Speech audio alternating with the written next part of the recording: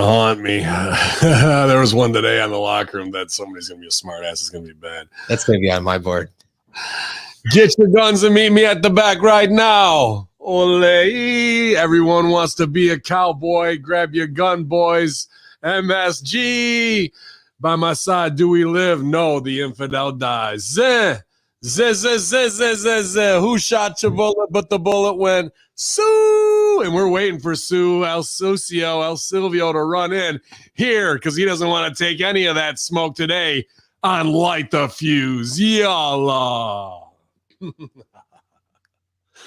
Yeah, man, back at it. Plenty to talk about on this show and a lot of news on the Friday locker room this morning. We had a great run here at Ben Hamin channel on YouTube, twitch.tv/Hamin Media. Give us a subscribe over there as we're trying to get repartnered. I guess I got to figure out how to pull off 75 live viewers in order to get that done. But we had 62 this morning live here, so we'll see who's here for the afternoon run-in post-lunchtime live signal here, guys. But yalla, it's the Money Grip with the clip, MSG, straight from the streets. How's it going, partner? I'm just great to be back with all my friends and family here at Team Titties and Biceps. And I'm excited to light the fuse with you guys. That's right. Back for another edition right here of your AEW review. And as you heard there, I got some Ben Hamin. I've been adding Ben Hamin clips. What do we have? Team Titties and Biceps, Team Pretty. We got Botox and the Beast. There's all the women's tag team division is hot right now, bro. That's how I like them, pal. Hit you and quit you. Get on out of here. That's not me. Sorry, that was Vince. So you can check out Vince McMahon on patreon.com/. You can check it out actually right now, right before we went on here. Ben Hamin channel. I just uploaded episode 3 and 4 for free, full episodes. Share them, have a good time, put them out there, tag Vince and Ducey in them. I don't give a fuck. Like, at this point, like that's probably the quickest way. I'm either going to be buried fully and they'll have a murder contract on me greenlit, or else they're going to bring me in to do the impersonation and maybe give me the spot I've earned after 15 years, man. But yalla, dude. Yeah, Cujo completely stolen and I didn't give you any credit. Welcome to the biz, Briz. Well, good to see you, MSG, absolutely. And I'm sure there'll be plenty more of dumb shit that I say that can be added to a sound pad. Ding dong. And I'll fucking Japanese get buried further for it. This one's my new one from this week. And maybe we better do a towel call. That's a towel call? That's my favorite one this week. Anyway, yes, guys, we're back to review AEW as we're waiting for your superstar here of the show, superstar Chris Silvio. As you saw last night, his partner there at the head coach of the Matt Sydal Dojo was on Dynamite. So I'm sure he'll have lots to report from us, as I'm sure that was an awesome experience for Mr. Sydal. I mean, Matt and Chris are pretty close to age range I am, so I imagine just like them, they grew up Big Edge and Christian fans, so that must have been a cool moment for Sydal to have that match last night on TV, just for as a feel-good kind of bucket list kind of, right? Like, I wonder if was Christian still active roster when Matt was Evan Bourne, and they might have hooked it up on the road. 7 years since. Yeah, that's a strange circle. Either Christian was just kind of finishing up and was in TNA, like kind of rebuilding himself then, and Matt was debuting in WWE. So maybe two ships passing in the night. I don't think that's ever happened before that match. Yeah, so I was excited, and it was unfortunate. I mean, we'll get into it how it breaks down there with the FTW Team Taz, but overall, I was excited to see this match. On paper, tonight's show looked like it was going to be good. I saw some mixed reactions, though, by you and some of our AEW listeners and fans. So, well, I mean, the show wasn't terrible. I'm not going to say it was that. There was a lot of things I was kind of like, okay, but that were forgettable to some degree. But the problem is, you just did 3 shows in a row where they were main event pay-per-view giveaways, right? The big blood and guts gimmick last week with the triple booked and then go over in the main event. And what was right before blood and guts? Something else big time happened. I can't remember. But now if you're just going to go back and do a regular show, Evolution was the last pay-per-view, I think, maybe. Blood and Guts was the last one, but like, what was the week before Blood and Guts? There was some like big main event thing that got given away. that should have been on a pay-per-view. My point is that they've been giving away pay-per-view quality big moments to try and bring the crowd back, which isn't a bad strategy short term. But when you're going to go on week 4, when the numbers are already down and try and put that over, now there's a problem because you set a standard that you can't follow. And once they see your regular show, which should be a decent enough show, it doesn't stack up, so that's really the problem with this week's show. It's not that it was a bad show. It was it was like, well, how do you follow those 3 weeks without doing another pay-per-view giveaway? And you can't. So a regular show means less. So, but who's not regular? Well, maybe he's regular in the bathroom, but he's number one superstar here. As we'll see if his technology connectnologies comes through, man. It's chairman of Sexy Town. He's back, ready to raise your taxes, make everybody a little bit sexier. It's the Chris Silvio. Good to see you, buddy. What's up, gents? Man, nothing is working today. Our loyal leader, please lobby the Golden Ayatollah Hamin to send me one of those Roadcaster Pro gimmicks or whatever. Mic wasn't working, camera wasn't working, but clearly yours are. You guys look beautiful today. Hello, boys. Thank you. Yeah, I can see and hear you pretty well, but I don't know if you're a little far away from the mic. Well, you got it right on the thing right there, don't you? Or you have the mic in front of you? Mm-hmm. I'll pull it in a little bit. Yeah, that's it. Just because you've got those soft, sultry tones.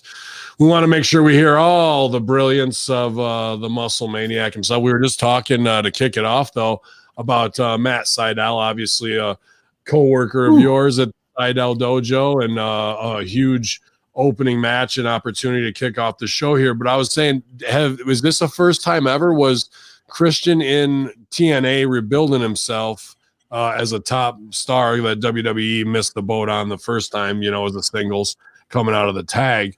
And Matt was Evan Bourne, because he was in OVW with us 2007, back on the road 2008.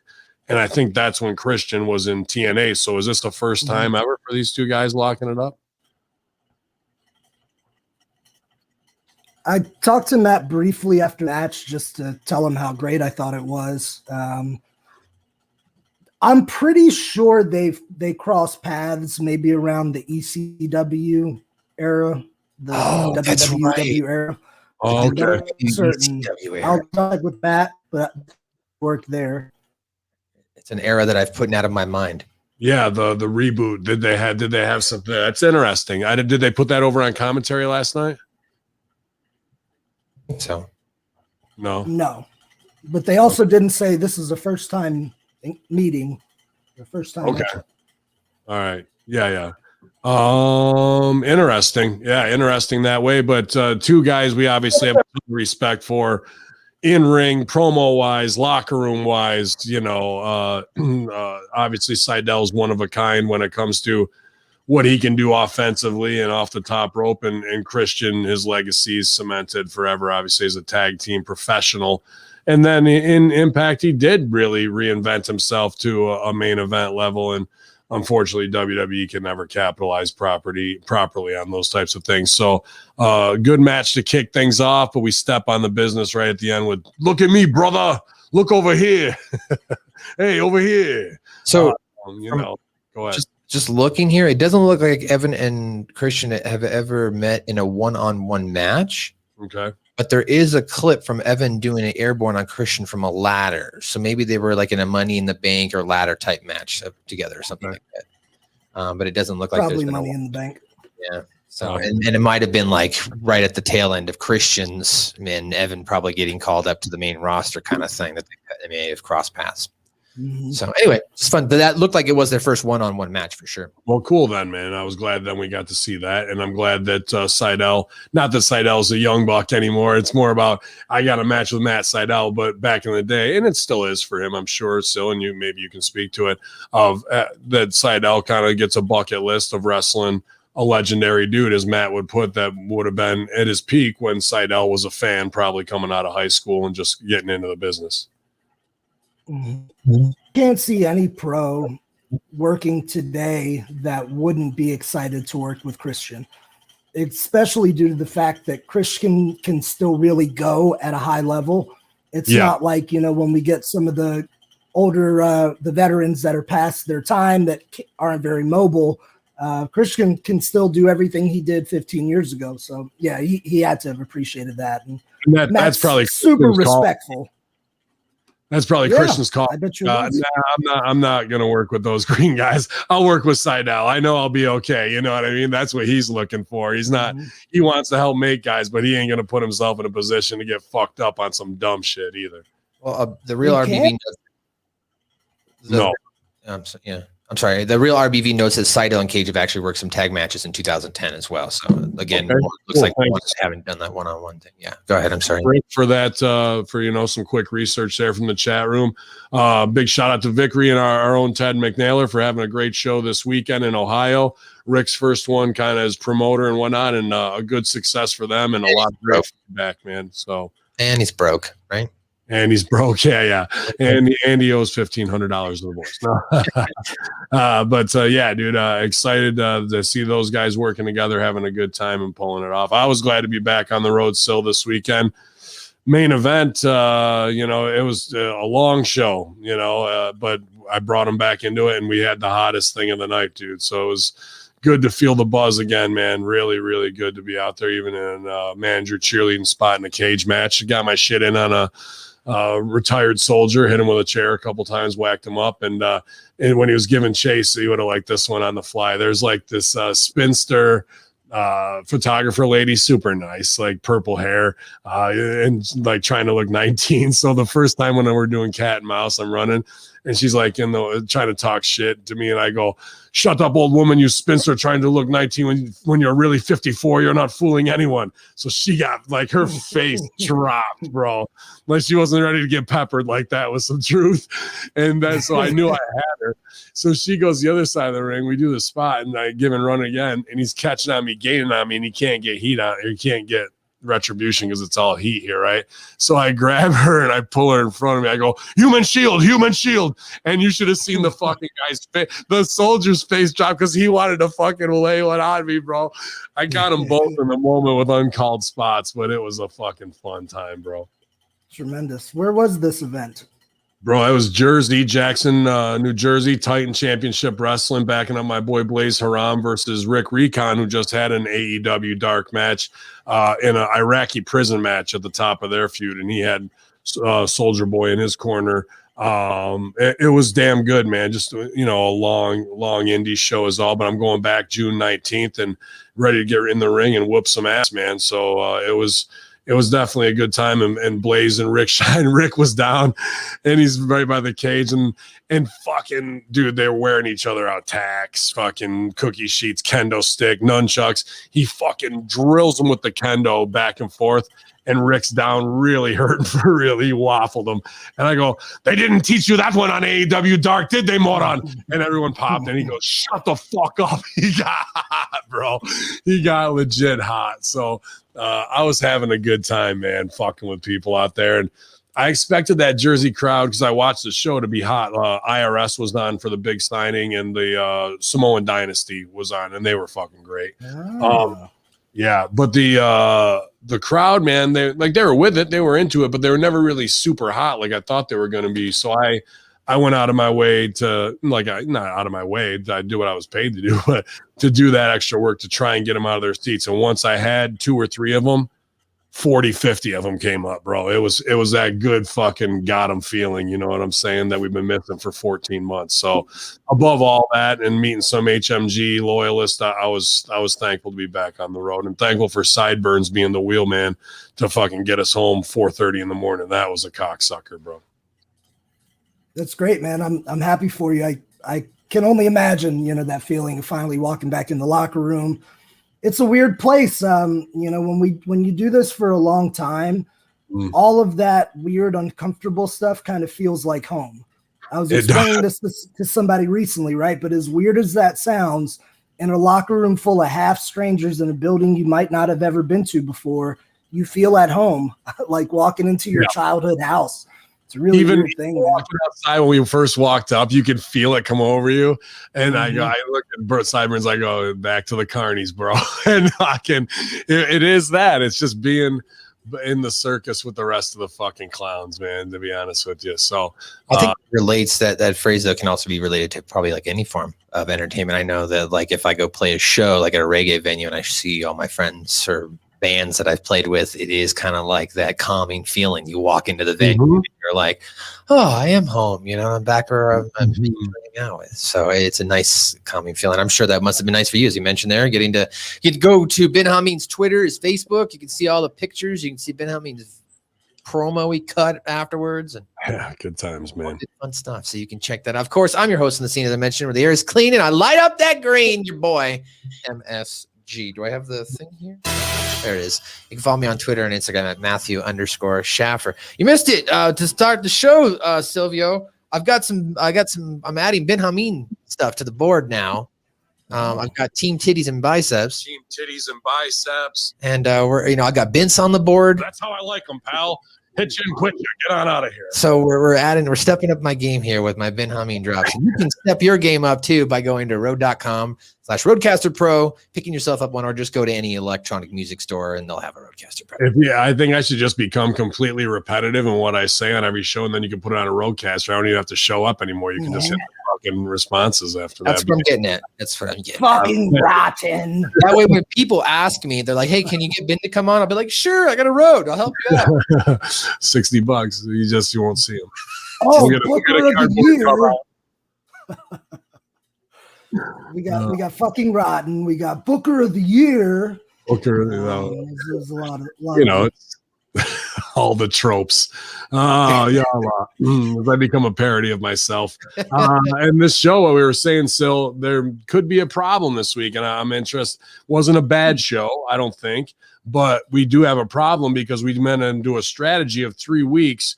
And maybe you can remember, even though you're the one with the brain injury, before fucking Blood and Guts, they had a show that gave a lot of pay-per-view level main events away. And then we have Blood and Guts. Then we have last week kind of with a triple main event as well, all which could have been pay-per-view payoff matches to spike the rating to keep it over 1.1 million. And then it dips last week to 860. Now this week we have kind of what would be deemed a regular AEW show. Nothing wrong with the matches they booked or anything along those lines, but it doesn't stack up to those last 3 weeks where you gave it away strategy-wise. And now if you're already down 12%, last week while giving away the big stuff, what's this week look like? You set an expectation and then your normal show is going to come in as subpar, a very dangerous precedent to set. And if the numbers go down, what are we talking about? What's your perception there, bud? I'm glad you asked this because I was interested in hearing what you thought of the show. I actually really liked yesterday's Dynamite. I thought every match in the ring served its purpose, and I was very high on the in-ring action overall. And it was very promo heavy and pre-tape vignette heavy, but it all flowed well, and I actually watched it in one sitting. Generally, I'll break it up. I'll watch some at night and then the rest in the morning. So what I'm thinking, a possibility is, since it didn't work with the super card, as you said, where they put all these huge matchups and didn't really have that much of a factor in a positive way on the rating, perhaps maybe they're looking at okay, well, maybe we don't need to do that as often. Okay. And as we get into the news on the show, it's been announced they're going to be doing those 4 Clash of Champions specials on TNT a year.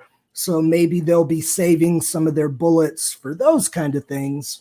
That would be my theory on it. But I thought last night's show was far better than the week prior, which had some really good matches. Yeah, what makes you say otherwise? I don't think it stacked up to last week. What about it didn't stack up? We had a main event with a title change last week. What did we open with last week was really good too. Mox and I thought it was Cage and Page that opened last week, but you're right. What's that? I thought it was Cage and Page that opened last week. Wasn't it Mox versus Japanese dude?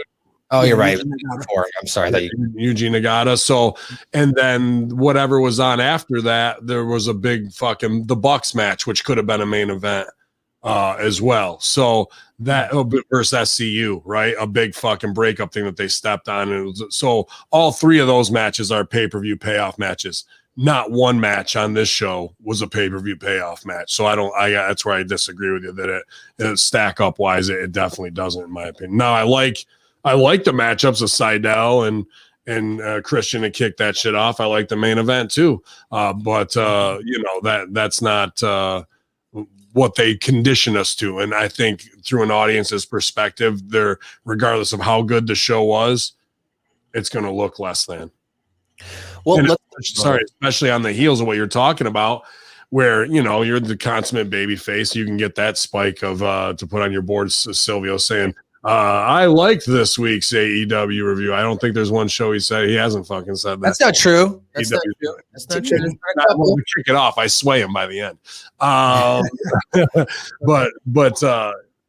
oh fuck, where was I fucking going? I lost it. That's a baby face.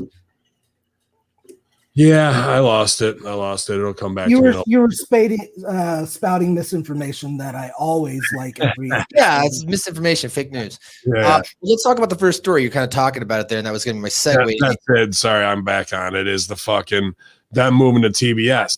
So this show, if numbers are down again, and then moving to TBS, that's got a certain look. TBS is the second class citizen. I talked about this on Friday Locker Room with Stevie, that 8:05, and they're going to be at 10:05. As soon as I see the 05, I flash back to 1990 WCW. They're tying themselves to that. WCW's lost the war. They think it's nostalgia, but to a Northeastern guy who fucking is a WWE guy, which is a lot of us who are diehard wrestling fans all the way to Chicago, that equates down south welfare, smoke-filled room studio wrestling. And it does, and that is always going to be less than WWE. So automatically, just like his soccer team was downgraded, this is a downgrade as well. And they can try and save face and say they got a fucking 8 figures, which could be anywhere from 10 million to 99 million. And that, no, we want another show, not a 3-hour show, and that we're going to have 4 super shows on TNT. That's all face-saving marketing because their product wasn't good enough and didn't hold the numbers enough or bring in the audience to compete with hockey, and you're biz-umped to the second fucking class once again. That's the truth of the situation, not we're excited about this, that, or the other, and the boys in the locker room who are smart workers, which might only be about 40% of them, fucking know the exact same thing that I'm saying to be true. All right, well, let me jump in here to kind of just break down the story. AEW Dynamite, for those who have not heard, is moving to TBS next year, as well as a new AEW Rampage television show is going to be premiering as well. So for those who didn't hear yesterday, Tony Khan appeared on Busted Open Radio, announced that a new agreement in AEW Dynamite will be a new agreement will see AEW Dynamite move to TBS in 2022. It also revealed that a new show called AEW Rampage will premiere on Friday nights on TNT still. So they still have 1 hour of wrestling on TNT beginning on August 13th this year. And then in the beginning of January, AEW will move fully over to TBS for Dynamite, their weekly show, their Wednesday show. And then, as you noted as well, Khan revealed that AEW will begin airing quarterly TV specials on TNT in 2022. And as of today, as we're doing this podcast, Warner Media is doing their upfronts today, which is why Tony Khan announced that yesterday as they get ready to announce all their contracts and new shows and advertising for the upcoming year. Silvio, what did you think? Your thoughts? It was definitely interesting. I mean, I agree with some of what you said, and I've, as always, have some counter opinions as well.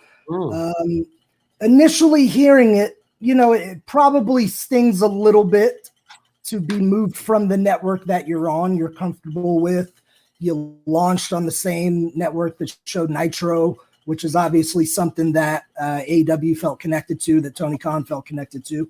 But they're evidently getting more money, so it's not but so much you could cry about.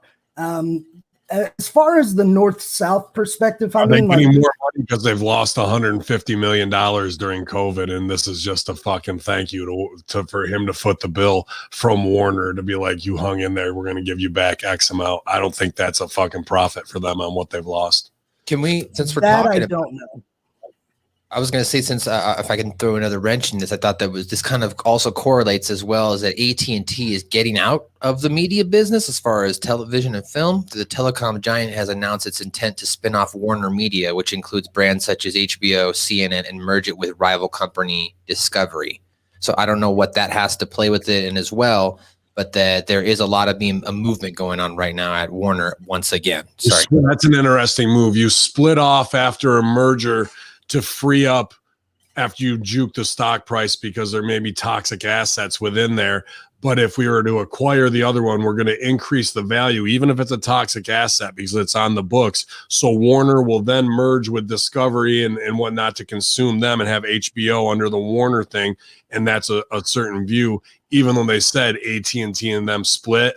Wink, wink. Fucking that's what the whole move is that's bro, that's such high level fucking media conglomerate chess. I love that. Thank you, MSG. I love that shit. But what is a fan ever going to know about that unless you're a media psychopath like you and I are, who live in this business? You know what I mean? That's very interesting. And how they spin it in a PR fucking thing is completely different than the actual chess move, which is what I don't know. That's my sickness. I get off on that kind of stuff of like watching it deconstructing that, man. I really love it. Let's talk about the 605 point that you brought up. This is one of the different geographical differences. I mean, right. And that's what I wanted to ask. You and Stevie being from up north, 605 and dingy, smoky halls and shit like that. Where over here, once you go down south, you cross the Mid-Atlantic, Mason-Dixon line or whatever. 605 is something that was ingrained in you for as long as you can remember. Wrestling comes on at 605. And I was going to the nicest venue in the city of Richmond to watch WCW. Like when they were at their peak, they were selling everything out. And they were as hot as anything I'd seen watching shows there my entire life, including the Hogan era, including the Attitude era. And it was at the point where people in school were like girls in school were talking about WCW. So a lot of folks have said about WCW in the Jim Crockett era that had they kept their business really focused on the South instead of trying to go to all these different markets to compete with Vince, they'd still be in business today. So I think if AEW is able to adapt a similar approach while still doing their things to get into other markets, it could be long-term success. Aside from WWE Raw, that 605 slot on TBS ran for 30 years. There's not been another wrestling show outside of Raw that's had that kind of longevity. Yeah, but you can't lead in with Andy Griffith reruns. Who cares? They turn it off if you don't want to watch it. Dude, that's the difference. WWE can invade the South, and this goes back to some Civil War shit of how we're raised in the North, of being superior and why we're slicker and smarter. It actually goes back to the Civil War of this to tie into wrestling. Fucking WWE can go to the South and run any city they want there and outdraw WCW, and the pomp and circumstance and the pageantry and the budget is way better. WCW could never go to fucking New York and think that they could run that shit and get over and draw and wouldn't be fucking. And now me as a worker, as a fan, that's how I felt back then living it.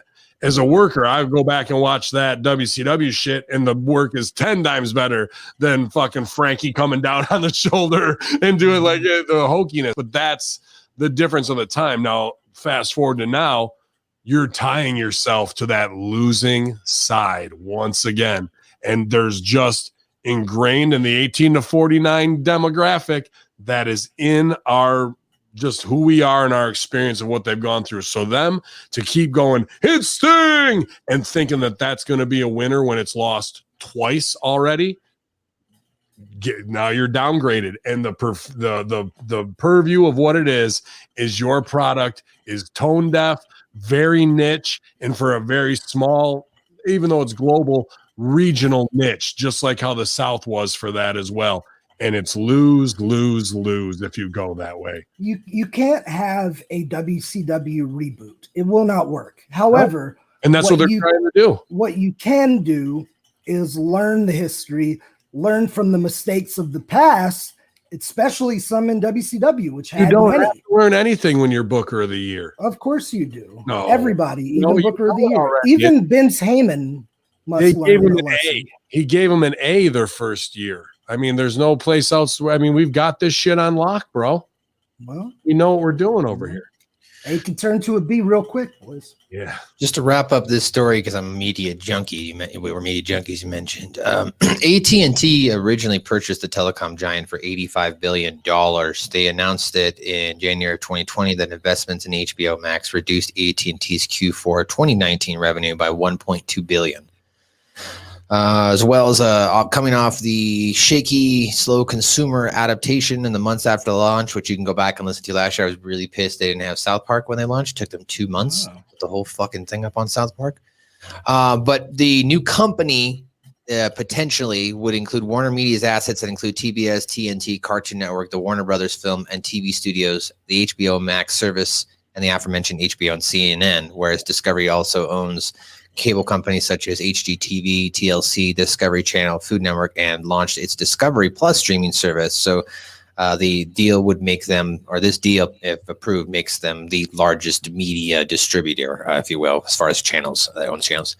So I just thought that was an interesting note. Let's get to the second breaking news that happened. Before you go, Maddie, one more thing on this topic. That was from Tony Khan's interview on Busted Open Radio. Are you guys aware of who appeared on Busted Open Radio right before Tony Khan's segment? Oh, absolutely. I know she's running in and out, but the lovely Genocide is a special guest this week on Busted Open Radio. Congratulations, and well earned, and far more interesting to me than hearing fake numbers that are lies about what your draw is, because she's a real draw, and when you see her, there's money written all over, and that's why she was on this show, I'm sure. Yeah, man. Shout out to her. She got some high praise from legendary wrestler Mark Henry, the host Dave LaGreca. They're both on the bandwagon, big fans of Genocide, and glad to see her get that opportunity. If you haven't gotten a chance to listen yet, I know you can listen to it on iTunes or Google Play, whatever you use, but check out yesterday's Busted Open Radio. Will do, man, for sure. And we'll put that out through Hamin Media Group. Absolutely. Make sure we get as much ears on it as possible. Congratulations. Yeah, Colin, go ahead and clip that, since that you're the #1 fan of that show. Why don't you go ahead and clip that for us? Will Ospreay, guys, is injured. Breaking news out of Japan this morning. Will Ospreay vacates the IWGP World Heavyweight title due to a neck injury. There is no timetable for Ospreay's returns. The title has been vacated. New Japan Pro Wrestling noted that further announcements on the status of the IWGP title will be made at a later date. Chris Silvio, another individual, unfortunately stricken with an injury, and it's on his neck. Thoughts on that? It's tough. When I first started seeing Ospreay, I wasn't super high on him because I just saw a lot of his stuff he did as like gymnastics kind of thing and not a complete wrestler. But I've watched some of his New Japan work over the last couple of years, and that motherfucker is good. He's gotten really good, and I think over there has been great for him. I hate to see anyone get hurt, especially a young guy like him that worked his ass off to get into that title picture. But I got to ask you, so I'm very sorry to hear that about Will. I hope you recover soon. But I mean, I got to ask you a question, because this is not unheard of. One of the reasons that Omega has said that he wanted to leave Japan is that he was just broken after all his time there and doing all these crazy matches. So how do we have it to where a guy like Kenny Omega, who at the time was maybe 35 years old, was like, I gotta take a break. I got over it here, but I can't do this. And Ospreay now having neck injuries at, I believe, around 28 to 30 years old. How is it that some of the American and the British wrestlers, etc., can go over there and it takes that kind of toll on their body, where we see a guy like Yuji Nagata that's wrestling strong style at 53? how does that work? Are they built more resilient? Is it the way they're trained? Like, I just did PW 101 with John Paz for 2-man power trip on punching your bump card. Well, I was going to say, I don't know if you guys noticed, I saw Nuji Nagata do a flip off the turnbuckle last week. He dived out through the ropes. I mean, he was taking huge risks doing all that. It doesn't mean he's not fucking. Oh, I was being sarcastic, Silvio. I'm sorry. Did he really do that? Well, he did a bunch of strong, like they did American smart strong style without a lot of risks. And yeah, I want to say it's about Will Ospreay too, because I was kind of not critical of him. Well, I'm always critical. That's my job. Of his style, and now he's more worried about wearing a jacket because he realizes what Rip told him 3-4 years ago. Character is far more important. But if you want to do all this synchronized swimming and gymnastic shit that is video games for a very small niche, well, you just blew your neck out for 2% of the audience you should be trying to entertain.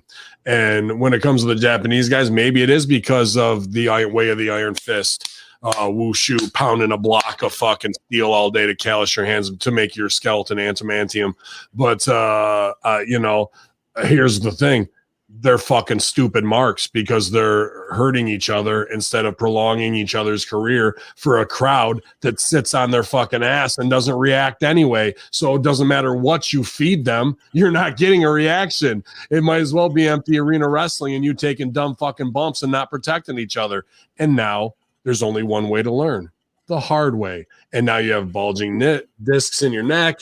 You probably have to have surgery, and all for what?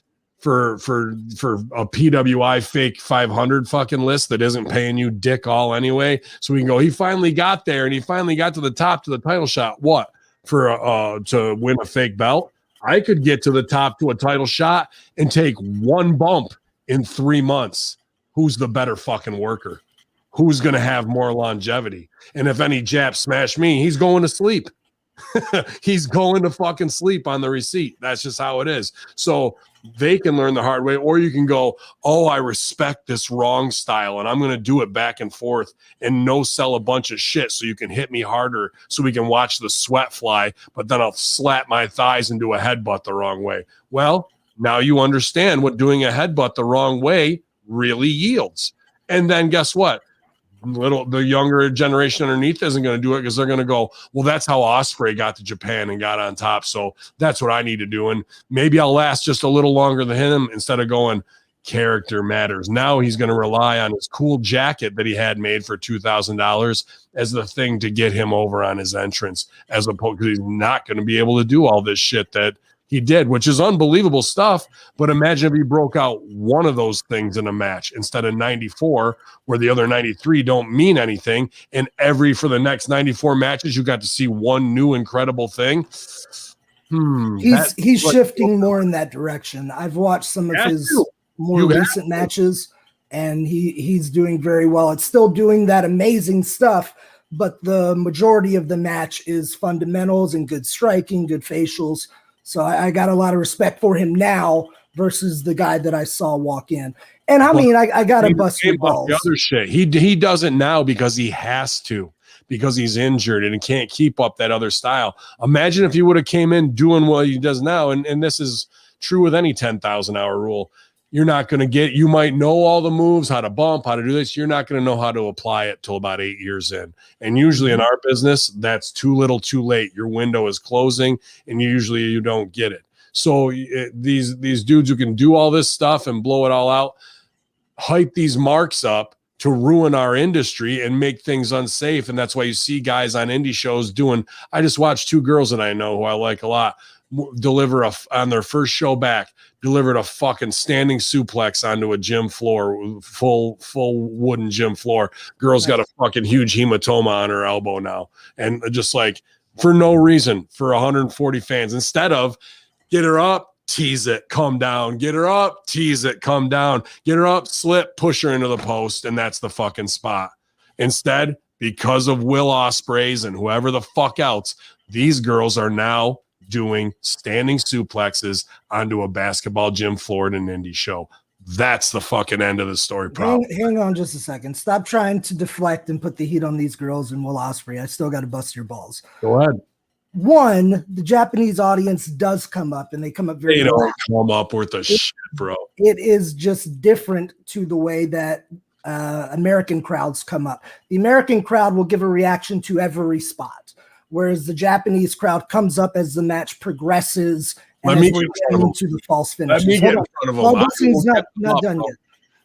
And aside from that, too, like, what did Will get out of this? Blah, blah, blah, etc. Well, other than America, Japan is the number 2 country for wrestling. So if you're not in one country, you definitely want to be in the other one.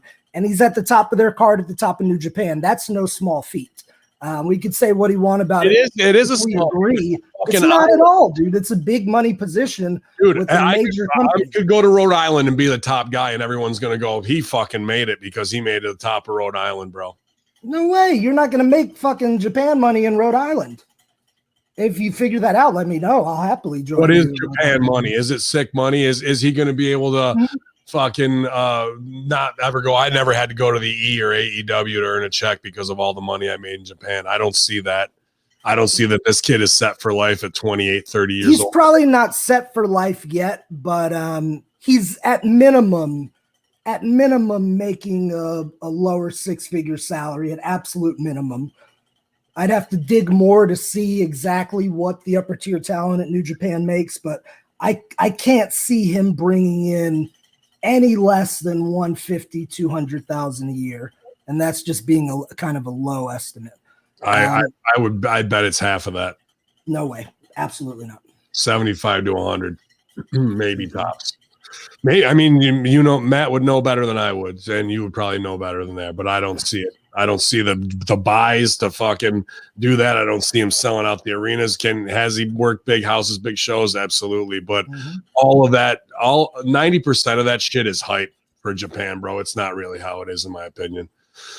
It's just the fact that you got on the plane, went there, and now the supermarks have a fucking new vision that you were able to get booked in Japan versus this shit. And I would turn a Japanese crowd into an American crowd because I wouldn't stop focusing on them until I controlled the room and made them do what I want them to do, not waiting for the match to come up like this. No, we're going to get some reactions right here.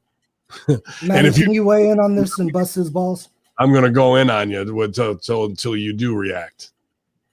Well, and from the last report that I could find a couple of years ago, it said that the top guys in New Japan make about $500,000 a year for their contract for a lighter schedule and different standard of living, plus travel and meals paid for. I think that's like going on Stevie Richards' network or Vince Russo. They're selling out when COVID's not running rampant. They're selling out 30 to 50,000. Bro, it's a big deal. It's a big deal in Japan, dude. He's making a good living in Japan for sure, and that's why I would probably. Silvio, I don't think at 28 years old he's going to be there. I don't think the money's there, and I don't think he's going to be able to live off of that. And my point being is that if he would have done the right style from the jump, he'd be fine. Well, I mean, to his credit, over the last year, he publicly was trying to bulk up and try to move away from that flashy more style into more of that. He's fucked up. Well, and he's getting smarter. When he wanted to be the champ, I'm assuming he knew that New Japan wasn't going to make him the face of their company if he was wrestling that style as well. So I'm assuming there was probably that. He wanted to make more money, right? Longevity for your career too.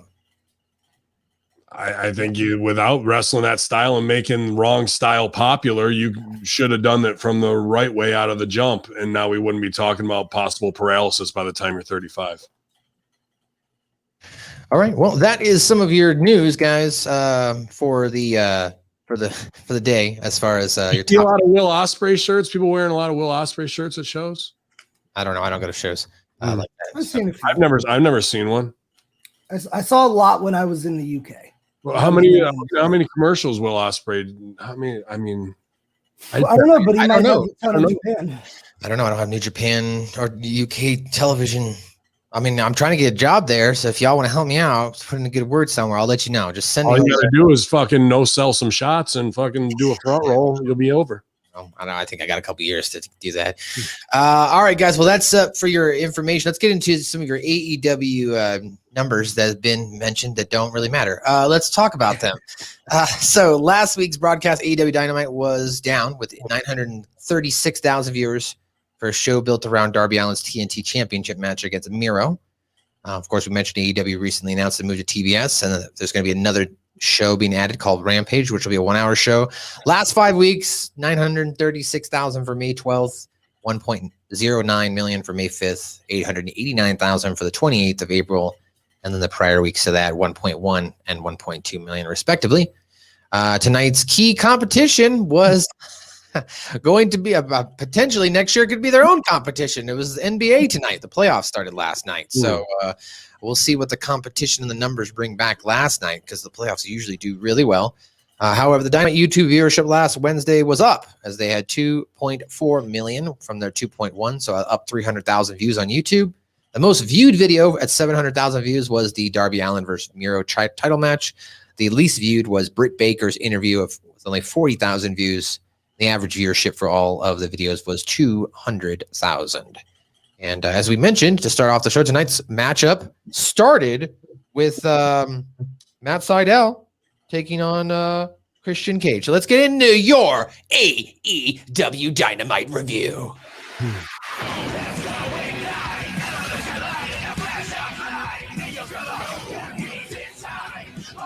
Let's light the fuse, guys. First match of the night. Started off hot. Christian Cage versus the newborn Matt Sydal.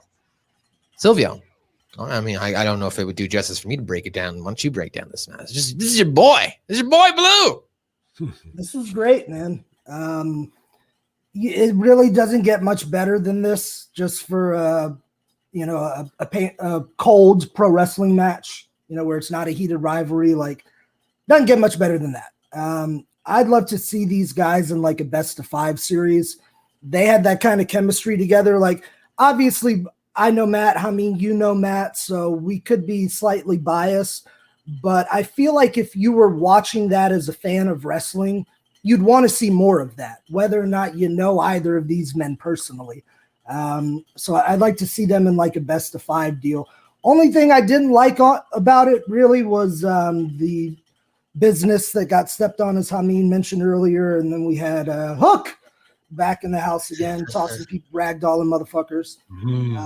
But no, this was excellent, man. Sydal's at the top of his game. Christian is fucking killer at 47. It was great. I loved it. So Ben Sydal went for the standing corkscrew moonsault. Christian got his knees up and hit the unprettier for the pin. And then afterwards, Taz and Christian were talking trash to each other before Ricky Starks made his way on the stage. Starks says, "Own man, what do you think of this?"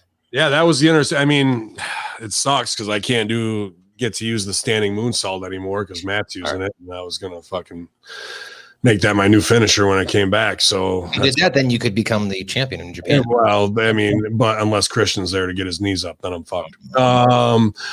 But yeah, dude, this is 2 guys I got supreme respect for who do this craft in ring better than I can ever do it. And it was a good opener match to have your 2 ex-WWE guys who need to set a standard of wrestling out of the gate on your show with a clean finish to do that. And it didn't really matter who went up here. I was hoping Matt would, and I was wondering if they were gonna, but they did business, even though they stepped on it.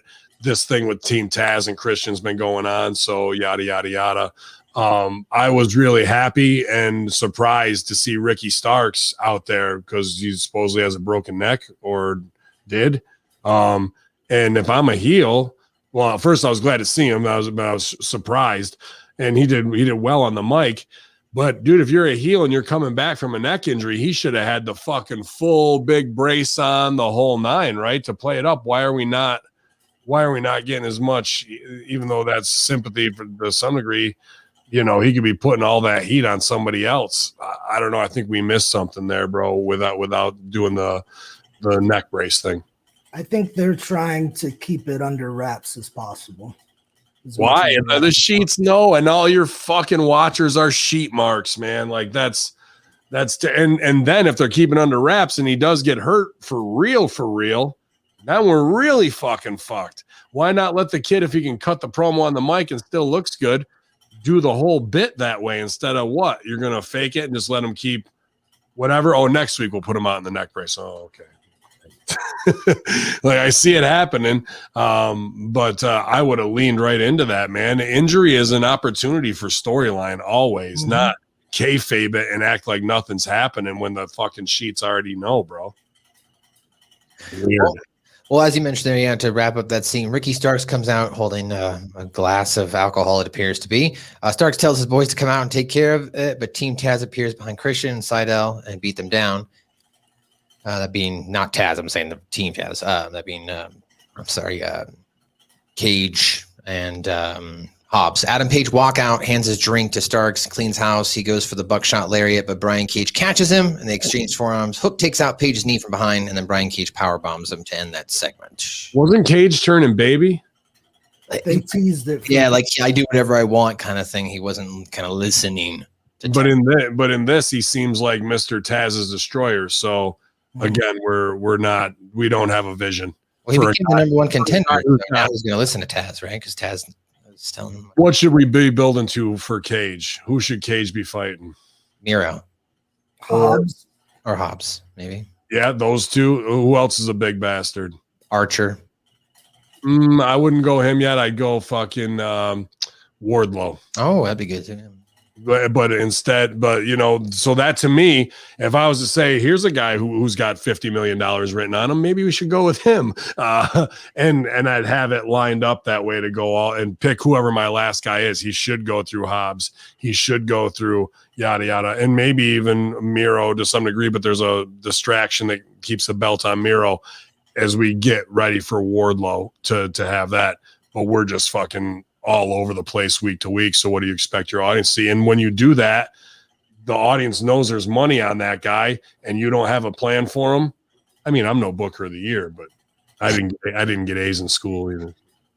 So following that, we got Brian Pillman Jr. Along with Griff Garrison and Julia Hart backstage. Pillman cuts a promo and says that his father is the reason he stayed away from the wrestling business for a long time because all he knew was the dark side of the ring. He says that he met the Young Bucks later on in his life, saw the good in wrestling, and wanted to be like them and thought that, they were doing wrestling correctly and showing that, you can be a professional wrestler and have a family and whatnot. Garrison talks about running the Bucks merchandise table in 2015, how great they were. He says that they realized the Bucks in 2021 are not the same team or the same people anymore. Pillman says it's a shame that the Bucks reverted to their Bullet Club days and says they won't stop until they achieve their destiny of becoming tag team champions. So first of all, I mentioned this 2 weeks ago. I said they should capitalize on Brian Pillman Jr.'s dark side of the ring, get him some TV time, and they did. So good on AEW that they capitalized. Yeah, but the way they put it in there was so fucking hokey, bro. I mean, I don't know. I was okay with it here in this situation because the last time, the biggest thing that we're thinking about when it comes to Brian Pillman right now is the dark side of the ring. Right. But you don't do it in the promo of like, and I lived on the dark side of the ring. Like, whoa, a lot of people have been talking about my father's episode of Dark Side of the Ring and a lot of things that I had to say on that. That's real. That's the real moment, not. Yeah, I don't know, but based on the dark side of the ring, we saw how Brian Pillman Jr. presented himself. It didn't feel inauthentic. He spoke and his demeanor, his tonality. I totally agree. But in this promo, he goes, I live on the dark side. I lived on the dark side of the ring, trying to say about Dark Side of the Ring through some little crappy writing that's a pun instead of addressing how over Dark Side of the Ring is and the why people are talking about him. And lead in, like a lot of people saw the episode of Dark Side of the Ring and have felt a certain way about me. I appreciate you reaching out, and a lot of continue off on that promo. Don't go into some wrestling predicated bullshit that's wink, wink, nudge. I know, but the way you're presenting it was like he was saying it in like the dark side of the ring. It but was pretty close to that. No, bro. I don't think so. Yeah, dude, it was hokey. It could have been way more real, and he could have delivered it too. I think. For junior league promos and like kids coming up, this wasn't bad. He was delivering what he was told to say, and whoever wrote that for him needs, bro. They need to step up in their writing class because it was, and he did what he could with it, but that's not how you present that wrestling in 2021, dude. Silvio decided. What did you think? I thought it was a pretty strong promo overall for the Blondes. Pillman in particular, I didn't have a problem with that line. I can kind of see what you're getting at a little bit, Hamin, but it certainly didn't make me have an adverse reaction. I saw Pillman bring him some real emotion at several times throughout the promo, speaking with conviction. I saw a little bit of Steve Austin and his dad in there trying to come out. So I'm really going to be interested to see his promos years down the line. Like if you watch early Brian Pillman Sr. promos, they were good, but they weren't what they became. So I think as he develops, his promo game is going to get better and better. And I didn't mind Griff's either, but I think Brian's definitely the stronger. He told the truth. He told the truth, and wasn't that what grounded that a little bit for me? It wasn't until Griff. Yeah, I'm not saying this was a bad babyface thing, just as a writer and how I would craft something that's going to get these kids over, some tongue-in-cheek pun about what's going to be. No, you address it directly and you talk from a very real point out of the gate. And it was wrestling hokey because of that, bro. Just a miss. But what do I know? I don't get it. All right, so let's get to the next segment here. They claimed taking on John Moxley and Eddie Kingston next. Before we went to that, we had Moxley and Kingston cutting a promo about their match with the Acclaimed. Kingston says one of them is the rapper, right? When Moxley asks who they are, Moxley says they're about to beat the brakes off them. The Acclaimed says and then they go to Acclaim. They do their own thing too. So they go back and forth, essentially doing pre-match promos. Did you want to comment on the promos before the match? Acclaimed has got to watch their back because they are going to get over. They're possibly one of the best things in fucking wrestling right now. When I teach this shit, and I mean acting, improvisation, even wrestling, I will give my people who are doing Kill Bill monologues for girls, whatever, to empower them. I make my students, some have them 16 bars. We all have our favorite rappers. You know, I don't give a fuck if it's Humpty Hump or Wu-Tang. Everybody knows one song where they know all the fucking lyrics. What does rap give us? Empowerment, testosterone, suspension of disbelief, rhythm, cadence, power that we might not normally have to get words out. That's just from a 16-bar rap and memorization. This kid is now taking great battle raps, getting the fucking punchlines in to take stars who are up here, Moxley and Kingston way up here where these guys are in the mid-card, and all he has to do is hit them with some good entertainment and a 1-2 hip hop and 4 bars to fucking talk about his wife's oral sessions thing, which gets over with the smart mark, super smart. That's quality, bro. That's when I feel like I fucking directed that. But the reality is they probably just give that kid carte blanche to go do what he wants. And you get to see him without some fucking bridle on where somebody's pulling him back. And then his buddy had the right, to raise it up line afterwards. So not only did we find the game, we found the right way for this dude to get over on top of that afterwards, because he's not going to one up the bars of that dude. So he just needs one more snap to up the punchline. This was the best thing on the fucking show, bro. These kids' entrance. Silvio, what did you think of the promo entrance? It was good. I like what Caster's been doing with the rhymes lately. I'm still hung up a little bit on some of the in-ring aspects as they develop, but no, it's definitely a solid act. Well, as we continue to put this review in cruise on your Light the Fuse, got Guantanamo Bay here to slay. Sexiest Silvio here to wash your tears away. See, I can rap too. Here we go. AEW Dynamite claimed taking on John Moxley and Eddie Kingston. Kingston Moxley come out to that, of course, that Wild Thing song. So it looks like that's going to be a permanent thing. It wasn't just a one-off. I gotta slam here, bro. Go ahead. These kids have ruined themselves on the sidelines. I don't know who the girl is, the indie worker who was next to Blue Pants, but they kept cutting to her while she's going, "Wild Thing," like it's a 1960 fucking 2 song, and she's going way in like a supermark and fucking trying to get camera time. She did it during Jericho's thing. Yeah. And Jericho, you could even see is like looking over there at her and goes, like, what a fucking mark under his breath. That's what every one of those kids on the side now looks like. And then they even cut to I don't know which young African American girl, and she's fucking like, seriously hardcore booty shaking out. You're done. You're done here. Like you're a paid audience member now, and that's all you'll ever fucking be to that degree. It's jumped the shark. It looks absolutely ridiculous. And anybody who does that overacting shit is going into business for themselves. And believe me, the veterans know and see that, and they're going to feel some kind of way about you. You're not helping them out. You're not helping getting things over. Now we look like complete ass face clowns going crazy for Wild Thing, a major league reference from 1990, bro. Whack as fuck, and they should stop doing that and Judas immediately. Silvio, if you could pass it along, I'm willing to be a paid fan in the audience. Sure. If you want to pass that along. Yeah, I'll throw your name in the hat. I agree with you on that. I mean, I think it's time we move past that. Now that AEW is going to be going back to full capacity, Florida, to my knowledge, now does not have any restrictions as far as what you can do with your business or sports. Like, I think pretty much everybody's up and running again. So it's time now to get the live audience back in and let them react how they want. If they all bought a ticket and the entire first 5 rows want to sing Judas, cool. That's their thing. And it'll be more organic than when we see, the indie wrestlers that are trying over their top to perform. So if the crowd keeps singing, cool.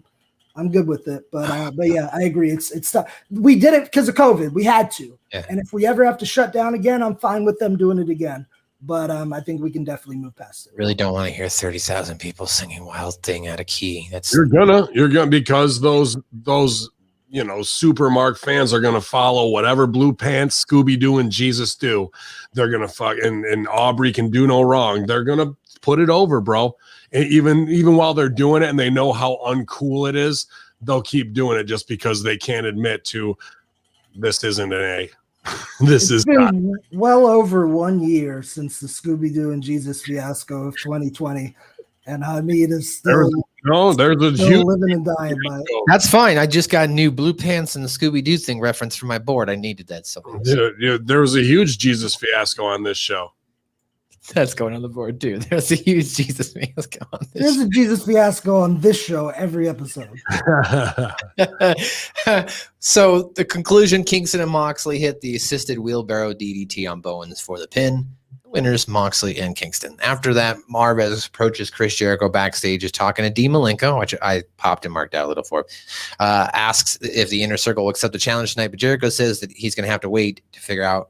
He's gonna have to wait for everyone else to figure it out because he's sitting there talking to Dean Malenko, and and he goes he says the man of 1,000 holds, and then Dean Malenko goes, yeah, but you got 4 more than me, and Jerry goes, yeah, but I probably forgot some. So I thought that was a nice little breadcrumb there. So nice little anything, Silvio? Comment, Dean Malenko? Yeah, it was cool seeing Jericho and Malenko on screen together.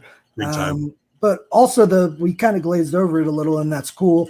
But the match prior, I really liked seeing Moxley and Kingston hitting their stride a little bit as a tag team.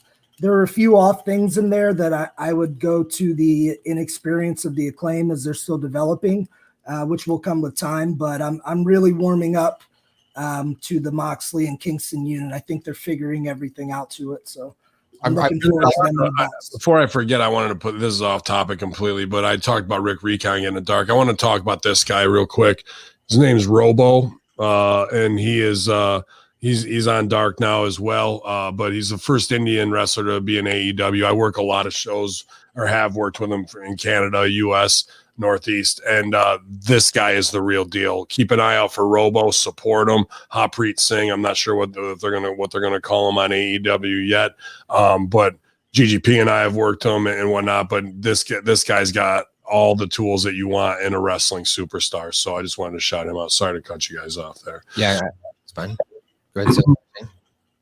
Yep. Kingston, Moxley, great promos together. I'm really enjoying their chemistry on screen. It's funny. Yeah. Yep. So I mean, they know how to fucking interact. My buddy over there. So since we're talking about, I brought this up. This was brought up in the chat, Hamin Media discussion group, Facebook. Check us out. We were talking about Nick Gage. If you guys haven't checked it out, last week we had the Dark Side of the Ring Nick Gage. Great, fantastic, probably one of my favorite ones I've seen so far. We've got a potential matchup here with Mox and Kingston taking on the Elite here at some point. Do they bring in Nick Gage for a one-off and you have the CZW boys take on the Elite? No.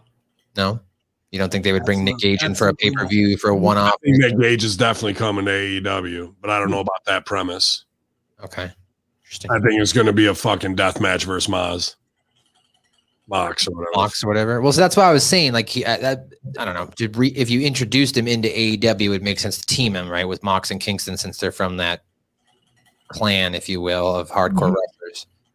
Yeah, I think Kingston in the middle and Gage wanting to make his name is the story. Well, yeah, I'm not saying that. I'm just saying, how would you introduce him? Do you bring him in with Mox and Kingston and flip? Or do you bring him in just coming in and out? I think you could have a baby death match. I think those guys could pull it off. Interesting. Well, for those who have never been to a death match, my recommendation, don't sit on the floor. Don't get floor seats. You'll end up with tacks in your shoes. Or don't be a camera operator at a show like that. Unless you're getting paid well. That being said, Marvez approached Chris Jericho after he was talking to Dean Malenko backstage, asks if the Inner Circle will accept the challenge tonight. As I mentioned, Jericho said they're going to have to wait like everyone else to figure it out. Tony Schiavone then goes to the ring with Ethan Page, Scorpio Sky. Sky says that Sting was everything to him when he was a kid, everything he loved about wrestling, and he wanted to be just like him. Sky says that something happened, though, and that was time. And it's time for Sting to step aside. Because Sting is no longer the same man he once was. Running. Sky is no longer a child. Hey, she's busting it open right now. The run-in from Genocide. Yeah, Allah. How's it going, girl? Hi, guys. Hey. Oh, man. Good. We needed you. I was being too negative today, bringing everybody down. So, We'll turn that frown upside down. Yeah, it was good. Good to see you. Interview. A great shine. Congratulations on Busted Open yesterday. Yeah. Thank you. That was some exciting stuff. Mark Henry was at the match with Holodead, but I was so bummed out I didn't get to meet him there. And so it was an awesome opportunity to be able to meet him like this via Zoom. Does he carry a cradle or something like that with the hand that him and May had? No, he doesn't. No? He's a massive individual, though. Sil and I have been on a couple shows with him, man. And when you shake that guy's hand, it's like some superhero or something, bro. I remember when he had the Predator dreads and he was backstage. I was like, dude, this guy is something unbelievable when you're next to him. So I was glad, and he obviously sees great talent and knows what it takes in this biz to be successful. So no doubt that he was ready to reach out. What else is on the horizon, NWA wise? Anything big coming up or Mission Pro wise? Mission Pro, they'll be back on June 12th. I have another big match against another big girl, Miss Savannah Evans. So should be another banger. Excited to go back there. And then, NWA, watch and find out. Excellent. I know your name's been kicked around a lot between Israel and Palestine. I'm like, she's working over there. There's Genocide is going to be working over there, but I wasn't. Oh, I had to get it in. Too soon. Yeah, whatever. That's my heat. I wouldn't have over. I told the promoter, I go, I'm glad this shit popped off, so we got our heat back. Otherwise, I'd have to start doing a school shooter gimmick, and otherwise to get over. No, I knew that would get him too. Oh man, but it was good to be back on the road this weekend for sure, and having a good time and people fired up. Yeah, yeah. Big crowds, everyone ready to be back and watch live. The house was good. Yeah, it was an outdoor show, and thankfully the weather was really nice. So it was good to be out there and hang and bang. Some of our HMG locals were there, so it was good to meet them face to face for the first time instead of digitally. So look for. I'm going back there June 19th in Titan Championship Wrestling, and you never know. Maybe Vivacious Vicky is looking to get her ass whipped by Genocide. I wouldn't doubt they might. Vivacious Vicky. I just like her name. They had a women's ladder match, her versus the Notorious Mimi, and that was that's the girl with the angel. Angel wings. Yeah. Red hair, braids. Great look. Don't know her, but great look. Oh yeah, she's got all the young sexiness, but I don't know why. You work baby or heel no matter what they tell you to do, but she's definitely got more baby face written out, even though she's working heel. So but Vicky represents all of New Jersey. So you're in Jersey, you got to go over. They worked hard though. So, but yeah. Never know. Maybe we might see you up there in NJ.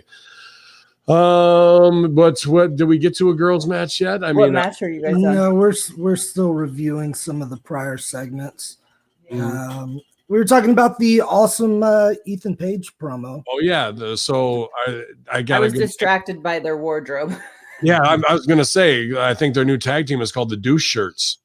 So Looks like they belong in Florida because they were right. They are in Jacksonville, I guess. So I guess they're going shopping in town because that's what a lot of the dudes were. I like that, Ethan Page kind of went and did his Ethan Page style, which I really like when he breaks out of the box and breaks the fourth wall and comes through the camera. One thing still, though, we've talked about is poor Tony Schiavone, man. He keeps getting fucked over. Like, it's an honor to kind of be interviewed by Schiavone, and everyone's like, fuck you, Schiavone, give me the mic. Instead of letting him just be the mic guy and go back and forth and ask the question to set it up. That's happened like 5 times in the last 3 shows, man. That pops me. What are you thinking? At least there were no super kicks to his face. Yes. That's true. That was the biggest conniption I've ever had watching Dynamite when Schiavone got kicked off, when Schiavone got super kicked. At least Page had the foresight to tell Tony to leave. I don't need you anymore. Most of the time, guys will just grab the mic and leave Tony sitting there with his thumb up his ass. Mm-hmm. Why, you ask, do people do this? Is they weren't trained by Rip. Rip told us that on day 1. Do not touch the microphone. Do not touch the announcer. You make him look stupid. Oh, okay. So that's why we know this. But if you didn't train with Rip, nobody's probably teaching that anymore, with the exception of myself. Well, so with Silvio, because that's Tony Schiavone. No one fucking grabbed the mic from Mean Gene and pushed him out of the scene. It's an honor, and especially that's the reason why Schiavone's there, to give you credibility, because he's interviewed the 4 horsemen. He's interviewed the real guys from the nostalgia era that you're trying to create. They just fucking push him out of the scene every time.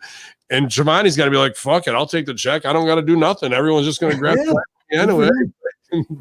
I mean, this is an extreme example, but can you imagine we're in the ring wrestling and you hit me with the move and you go for the cover and you push the referee out of the way. You go, no, I got this. And you count the pin yourself. Count it myself. Actually, that's a great idea for a finish. That's what it's like. It's just like a wrestler telling the referee, no, fuck off. I'll do the referee. I'll do this better than you do it. Yeah. Which later in the Bucks match, I would almost agree with that, as much as they buried the ref on that spray in the eye spot. Ugh. Spaceman's making some good points here in the chat room. Are baby faces like Darby Allen allowed to use weapons like a skateboard to hit anyone like he did with Ethan Page? But then the Dark Order appears to block Ethan and Scorpio from going backstage. Well, that makes the Dark Order babies, but Darby definitely is, because A, skateboarding's his gimmick. B, they threw him down steps. So we're talking about retribution. That's what you get in return as a baby face. So when you have to get heat on the heels, it comes at the expense that they've already embarrassed you. And he's using his gimmick to get it over. Stinger comes in, so we get that visual to set that up. Now, stepping on that business that's already stepped on is wrong. They shouldn't be there. Dark Order shouldn't appear there. The business is between them. They should have got their asses kicked and fucked off like heels, going, fuck you, we'll get you bastards. Not you get cut off again. So the douche shirts definitely should have got the heat, like how they got on them, but they stepped on it the wrong way. So Page cut a great promo. I haven't heard him talk in a while, but my God, that man can talk.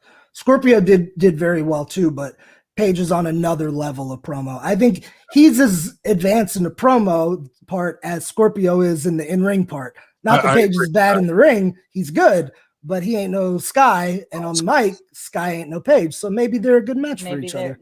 I would have liked to have seen some sort of jab at SCU last night from Scorpio Sky. Hey, I'm in a real team, or I'm in a team that's not breaking up, or something like that, just to kind of like reference the fact that you were in that clique, because they never really did do anything. You know what I mean? That's a good point. Kind of abandoned that and left it hanging. So it's the to be determined. I don't know. Mm-hmm. Figure it out if you're a fan. I don't know. I got one more thing. Address it. That is a very good point, Jenna. I have one more thing to add on this segment before we move on. And this includes you, but you do already. Every baby face in America right now needs to be watching Darby Allen, especially if you are under 200 pounds. I think even the heavyweights should be watching Darby. Okay. But just watching him last night, like Darby goes 100% at people when Darby's trying to attack you or do whatever, you believe that he's literally trying to hurl his body through you or punch his fist through you. He's probably the most believable babyface in wrestling, but guys should be studying Darby. He impresses me. You should. I don't know if we can teach that though, because you know where I really think that comes from is skateboarding. There's no way you can half-ass it on a 9 set of stairs doing a fucking heel flip or whatever without full commitment that you're going to fucking drive yourself into the ground if you don't stick it. And wrestling is, let me tuck my chin, be in the right spot and slap this out here and hit it the right way. Skateboarding is a reckless abandon of you got to fucking huck it. And if you don't, here we go. That's it. I mean, that's you versus gravity. And that's what really separates him from almost every other performer. And now, can you watch that, take from it and apply? Maybe, but you really got to have that in your heart to do it at the level of dropping in on. I want to see Brian Cage drop in on a 12-footer of her. Don't say that. He might actually do it. Probably would. Yeah, if there's one guy who's gonna, it might be him. He'll do like a flip and then land on it. Stick it. Be like, now what, dude? Oh, I'm sorry. I hate my words. Yeah, man. This was, like you said, I think Page is really, since he was with the North and Impact in that last year and got in great shape, he's always been a solid promo and had that even since, I think that's FCW training and his natural ability, dude. He's always had that charisma that comes through. Now he looks awesome in a size extra small shirt and fucking they're getting it over. All right. Before we move on, also I just want to point out, you're talking about Darby Allen. If you're interested in Darby Allen, you can go check out, I think there's some information I was looking at, like there's some work online of him doing some stunts for the Tony Hawk games back in the day. So you can go check that out online. And I just got done going through like 18 or 19 videos of a Tony Hawk series retrospective. So go check out Square Eye Jack on YouTube. He's from Australia, and he ends every video by saying, "Thanks for watching. Have a great fucking day." So go watch him on YouTube. He's pretty funny. He's over. He's over, exactly. So earlier today, the Pinnacle is shown eating at a table. MJF, pissed off, mocks Jericho. Dax Hardwood says that they should be chasing every title in AEW, not wasting their time with the Inner Circle. Dax says this, it's embarrassing that Jericho is still in a wrestling locker room. And Dax makes it clear that the stadium stampede won't be funny or a joke, and then they will be destroying the Inner Circle. The waiter comes over near Spears, and Spears kind of freaks out on the waiter, says, "I want my drink now." About to hit him with the bottle when Tully calms him down. MJF says that the Inner Circle agrees to stadium stampede. It will be their last match together. When you are on the Pinnacle, you are always on top. So I'm assuming I don't know if they made it very clear, but it sounds like if the Inner Circle loses, they have to disband, is what I was getting from. Yeah, that's what they said last week. And they sprayed him with the hose. That was a stupid fucking spot. Right. I mean, I know you're reading the copy there, but there's one thing that this did, which I was happy. It got Sean Spears over. Yeah. And it's not about the words or the setup of what it is with MJF or what have you. I mean, that's the business that's got to get done to further the story. But show don't tell is the most essential thing in storytelling instead of predicated plotty bullshit to drive a scene. So while they're tucking, the waiter is pouring wine for the other guys, and Spears had his glass up waiting. And what, he got me on the pay no mind kid list there. And he fucking, when he comes back around, Spears says, "Fuck this," pins the kid's fucking head down and and then slams the wine bottle and it shatters. All action. Nothing to do with if they do it, then they got to break up and This kid Spears is a loose cannon. And then fucking Tully goes, "Here you go, kid," and throws him a fat ass money clip. He goes, "That should take care of it." That's gangster right there. And that's the good shit of what I took away from this scene, where we finally get to see Spears of better not piss him off. And even the guys in the crew don't react. And they're just like, "Yeah, that's normal." Like, "Don't worry about it, bro. We fuck people up all the time." That's the stuff I like. That's the what we should be striving for in a lot of these scenes, man. So I was down with it. Hangry. It happens. Yeah, you get hangry. Yeah, right. Dude, if the waiter's not bringing me something, I'm slamming his head too. I don't know if I'd bust wine bottles, so I might have drank it first before that. But this was a good little scene to do what needed to be done here after the squirt gun oversell episode last week. Now go home and get your fucking shine box. Right, go gangster. Exactly. Got me on the pay no mind list, kid. You've been throwing in a lot of spider references lately, and I like it. What are you going to do? I've been watching a lot of Talking Sopranos, and, Steve Shrippa and Michael Imperioli, I have great respect for. And the Sopranos I watched, I think I'm on my 56th time through right now. I found a new still yesterday. I was pumped about the one guy who has narcolepsy that dates Janice. There's a comeback scene after she's talking about when Tony beats up the Russian for her, and he had fallen asleep on the table, but I had just happened to hit pause, and he was halfway through cutting an onion. The knife was on the onion. It's so fast. I would have missed it again if I didn't hit pause. Just a happenstance to see there, but I laughed my ass off. Coming soon to patreon.com/Hamin Media Group. Ben Hamin will act out every part in The Sopranos, scene by scene, line by line. I've got a couple scripts. When do we watch The Sopranos? Where? Italy. Yep. That's how I learned very basic Italian. By watching The Sopranos. If you're gonna start watching The Sopranos, that's the fucking best place to start. Yeah. Those are the DVDs that we had there to work with. Exactly. It's the hottest show out there. Silvio, what did you think of this Pinnacle backstage segment, them being at the Godfather styles of the table that Ben's kind of talking about? Good, short and sweet. I'm a little worried about where this thing's all going. I have some ideas, but we'll see. But no, it was good. I'm excited though about our girl Reba showing up shortly after the Pinnacle. And that was the next thing here. So AEW women's match, title eliminator match, of course, Sheeta versus Rebel. They mentioned that if Rebel wins, she would get a shot at the title. Very quick match. Sheeta went for a lockjaw, put a glove on her hand. Britt Baker grabbed the title, distracted Sheeta, allowing Rebel to hit her with a crutch. The Rebel hit her with a vertical suplex for a 2 count. She went for a roundhouse kick. Sheeta caught her, hit a series of knees, and then connected with the knee breaker before making her tap out to the Brock lock. So the winner of this match was Sheeta. And since we have the genocide here, Miss Genocide, what did you think of this quick match between Sheeta and Rebel? No, it was a quick match. It was designed, Britt was on the sideline watching, so you knew there was some interference that's going to happen. So I thought it was short and sweet, and that's what it was set up for, and then the shot there with Britt at the end holding the belt and the curb stomp Sheeta onto it and holding it up to symbolize what she's coming for, to tee up for the next spot, was really what the whole match was about and what it was for. Rebel did a nice job with her part. So nothing too crazy. It was just short and sweet. The chairman of Sexy Town, what'd you think? I really liked it because I was waiting to see what Rebel would do. I was going to say, is she going to be Reba or is she going to try to have a wrestling match with Sheeta?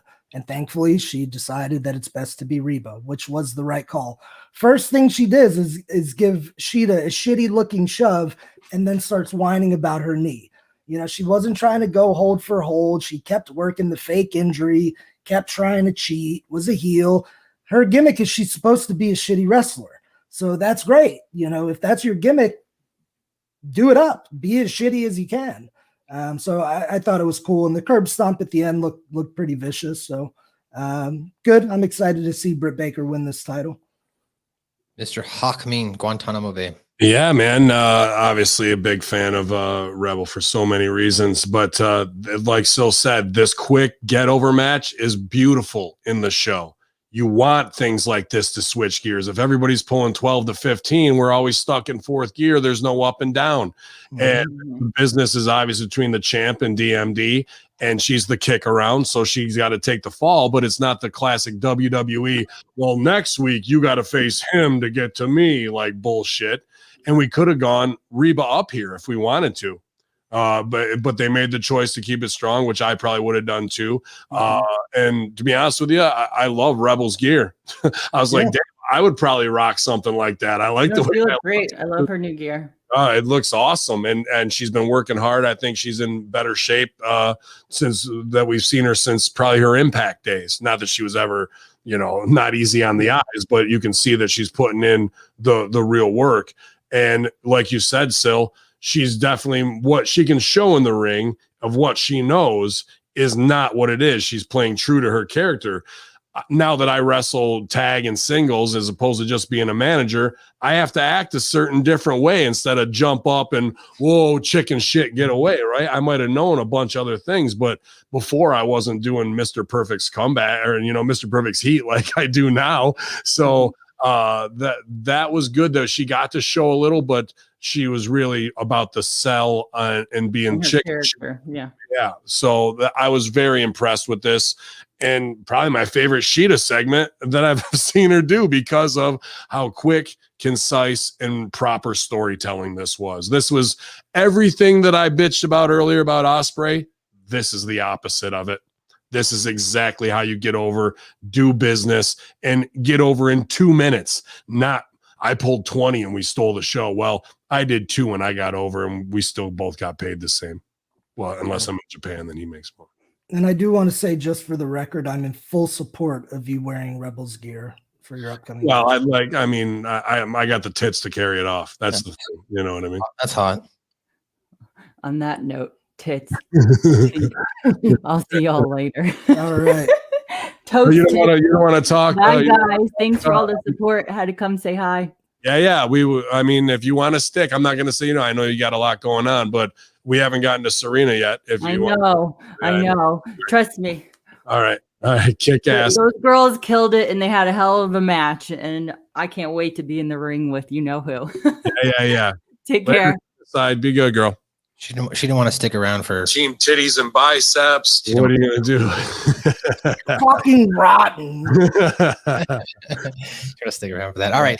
So moving on after that, we get footage of Omega and Canalis approaching Cassidy after the match last week is shown.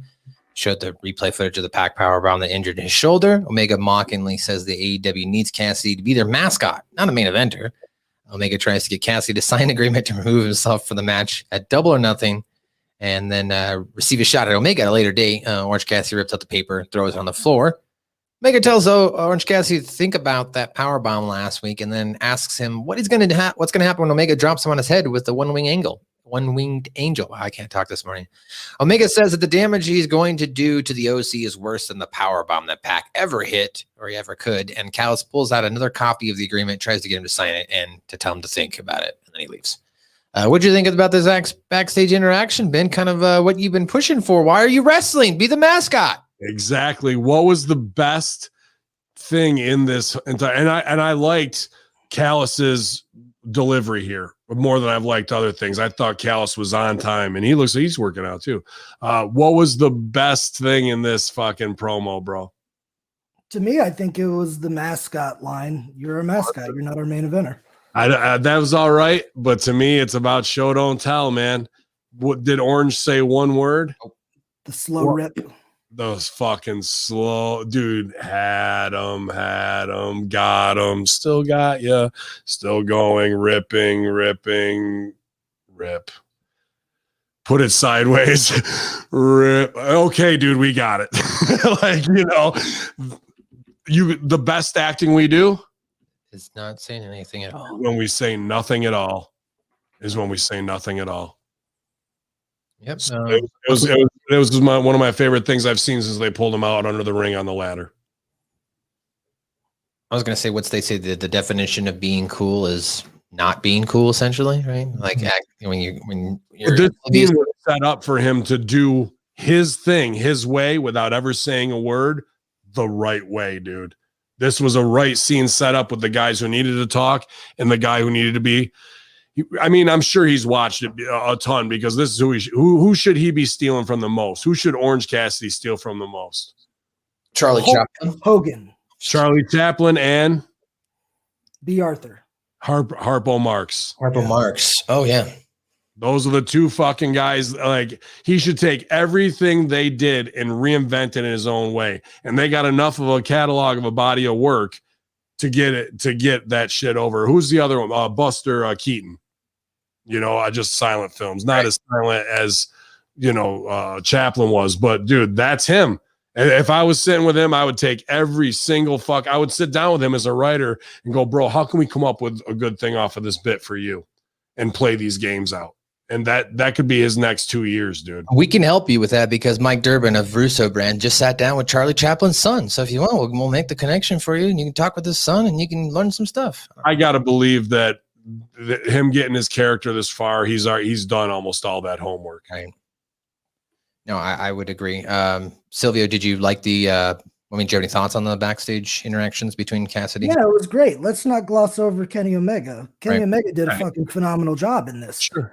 His words were believable, especially when he had to like level with Orange Cassidy after it didn't work, and he changed his tone a little bit. Like it sounded like he meant everything he said. Canalis was great at being the douchey slime ball character. I really like this segment, and I'm glad you did too, Hamin, because that was one of the ones in my note that I was like, I bet this is one that I love and Hamin's gonna hate. But no, I did love it, and I agree that Omega and him played great ping pong back and forth with Cassidy as the net in the middle.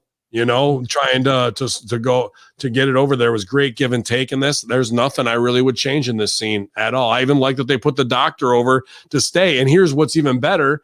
There are no mistakes. That's another improv thing. Everything is a gift. So even in last week's match versus Pac, that never should have happened, he gets knocked out and fucked over. That's what, and now he can't be at the pay-per-view. That's not part of the storyline of what they wanted to do. That happened because of less than A+ stellar booking, that they took that as a gift. And now that he's out, we get to create this scene. That scene was way more real than any of the booking stuff that they had on the sheets, bro. So out of that, they turn it into something wonderful. And maybe we're back on track with the Orange Cassidy game a little bit. And just because I was thinking about it after I said the definition of cool is saying the most with doing the least amount, right? Or saying that's what it was. Like that's the phrase we use in music. Like you want, if you're cool, it's because you're making the most sound by playing the least amount of notes, right? Because the sounds resonate. So it's what you don't play that's implied that psychologically hits that gives people that feeling, right. You know? Right. Yeah, well, he did a good job in the scene, as you mentioned, not saying much, and he definitely had that realistic feeling there. Well, we go to commercial, come back, just as we're continuing the show. Inner Circle comes out. Jericho, of course, still has his brace on. Ortiz says at this point, talk is cheap. He wants to fight. Guevara agrees. Says, as long as they are in the same company, this feud will never end. Guevara says every single week this won't end until they get their rematch.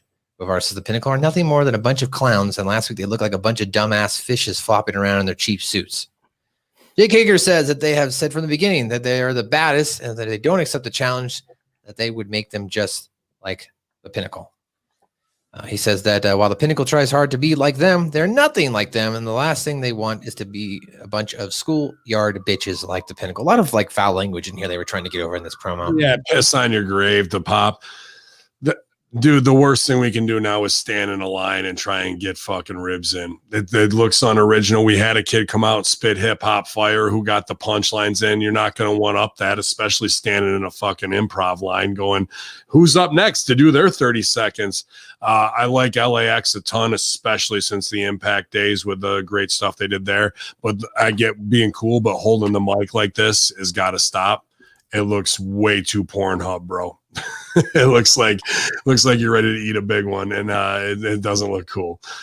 Still, am I wrong in that? It's not. Yeah, you're wrong. It's Ortiz. He's a psycho. I would expect Ortiz to do things like that. Had Sammy done it, it'd look weird. But, think of the stuff we've seen from Ortiz. Yeah. Like, it makes sense if he was talking into the other end of the microphone. I'd be fine with that, but the way he's holding it, like he's got a fucking big one in his hand, it's just too much for me. But yeah, dude, this is Jericho trying to be babyface, and he's not as comfortable getting it over. You can see that he's pushing because he's a natural heel, bro. So let's get out of the improv line, stand in a line, and everybody say 4 lines and then pass the mic. We need to figure out a better way of show don't tell, or just let one guy be the spokesperson and the other dude's backing him up. That scene could have benefited from Shivani, like we discussed earlier. If Shivani was in there. Ortiz, first off, what do you have to say? Sammy, what do you have to say?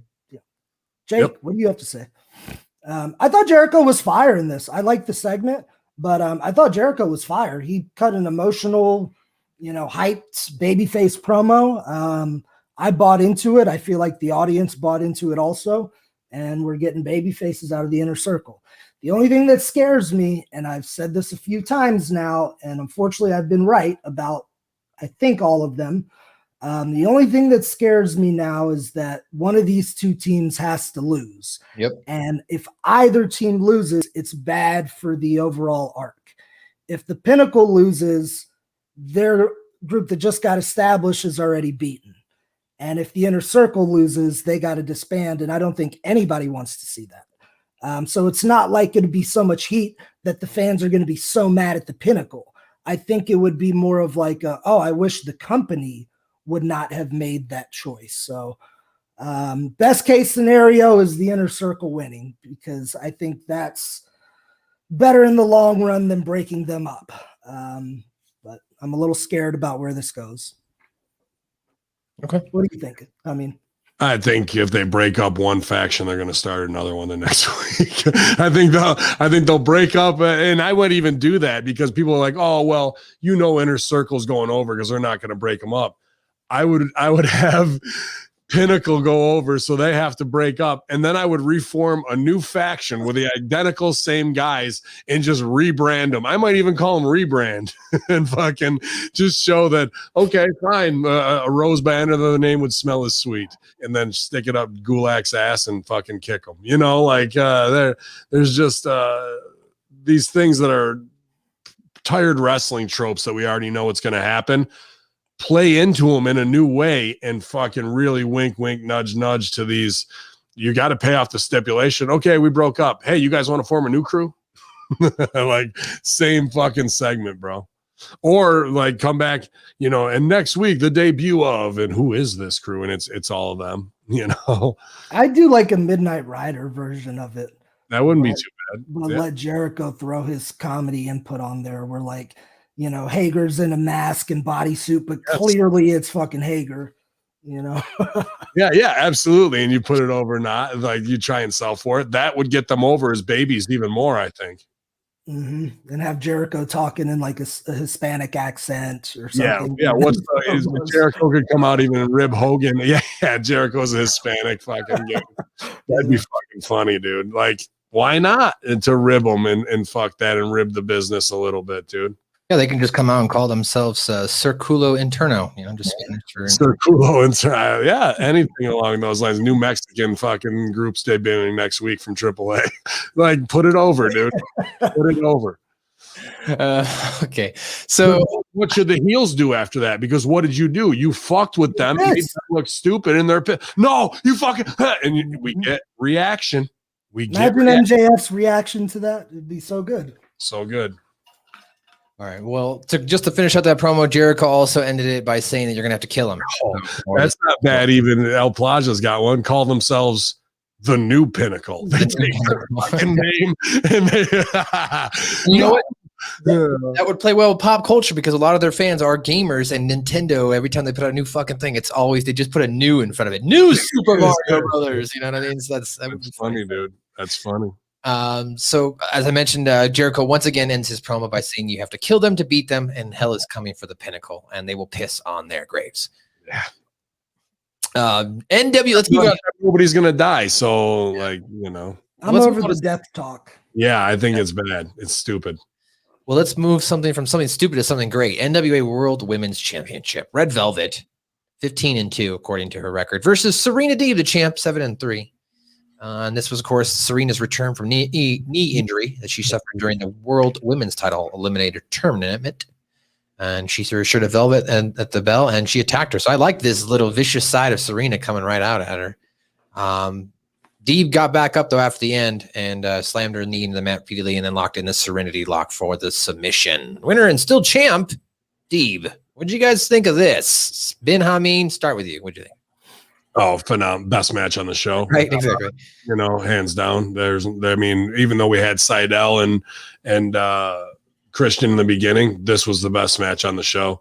I was interested that they did the falsie out of Serena's power bomb. Then she hits her with it, and it's a kick out on that because that was going to be like her new finish, I guess. But then even in the Tequila Sunrise Serenity Lock, she gets out of that too. So Serena's got to double back and do it. But what does she do? Triple knee smash heat, dude. Obviously the connection's there for those know, but fucking that's Marty Scurll fucking evil shit right there. How do you tune up something with a little bit of extra fucking nasty on it. And she did a great job with it. And what Sil was talking earlier of people need to watch Darby, Serena was the other one like Darby throwing himself to it, where she was vicious the whole time while still being wrestling athletic. But it was like, bitch, you don't even you're in the ring with me and nobody takes my title and I'm going to fucking go hard as hell. And if you're not ready to match that, then you shouldn't be in here with me. It wasn't like I'm being evil just to be a fucking bitch about things, you know? So the viciousness was awesome because Red Velvet's the baby and fighting from underneath. And, you know, I always go with Rip psychology, and Serena was eating her up in the beginning. I go, is fucking Velvet going over here out of nowhere? Maybe because of Deeb's knee. I didn't know. But then Velvet starts to make her come back and they double down. And I at that point I knew like Deeb's got to be up here. So they did good dips at the end to get those falsies over. But I think Deeb could have beat her off of kick out on the power bomb, get the tequila sunrise first time in, because this girl, and I'm not trying to down Red Velvet, hasn't been a contender to get those extra dips in to really have to do that and get her over. How about the moonsault to the outside? That was one of the few. I like how, I mean, even though it looked dangerous, that's what it should be. And Deeb caught the leg kind of across the collarbone and upside the head, and they went down that way. And that was believable violence as opposed to like, here comes the outside of the ring spot, which most of them have become nowadays. So even that looked like a big car crash, like it should have. It was a little too believable for my taste. Yeah, yeah. Serena's stomps, kicks, the Garvin stomp. A lot of the things I'm like, I do that too. So it's a lot of insurgency heat that she was working in there, which I really like too. And I remember when Serena went from Sweet Serena wrestling ODB and Beth Phoenix and doing business for them to joining the insurgency, it brought out a whole super dark side that she never got to work because she was girl next door most of the time. I haven't seen that until this match right here, and I was pumped to see it again, man, because she's so goddamn good at striking, stomping. She's great at wrestling, but this match was mainly kick punch for her, and usually that's not her left and right. So, what are you thinking, man, on that? This was great. I put it right up there with match of the night. I put it right next to Seidel and Christian. Yeah. Either 1A or 1B. Serena's fucking next level. I thought Velvet rose to the occasion, and here's why I think, why we had those dips and stuff. Okay. Serena, every time she's been out there, has put on like a wowing performance. She's essentially put on a great match every time she's went out there. So being in that mindset and in the performer's mindset, I think she wanted to do it again. She's like, okay, we're going to go out. I got this TV time. I got this girl Velvet. We're going to have a great match. And I can relate because my goal, whenever I'm wrestling a younger talent, my goal is we're going to have the best match of this person's career. And if everything goes right, the crowd's going to love it. And I think Serena probably had a similar mindset yesterday, and the audience loved it. Like, there's nothing flashy or crazy about Serena. She doesn't have an elaborate costume. She doesn't sing while coming to the ring. She's a meat and potatoes wrestler, but she does it so good that you can't keep your eye off of her.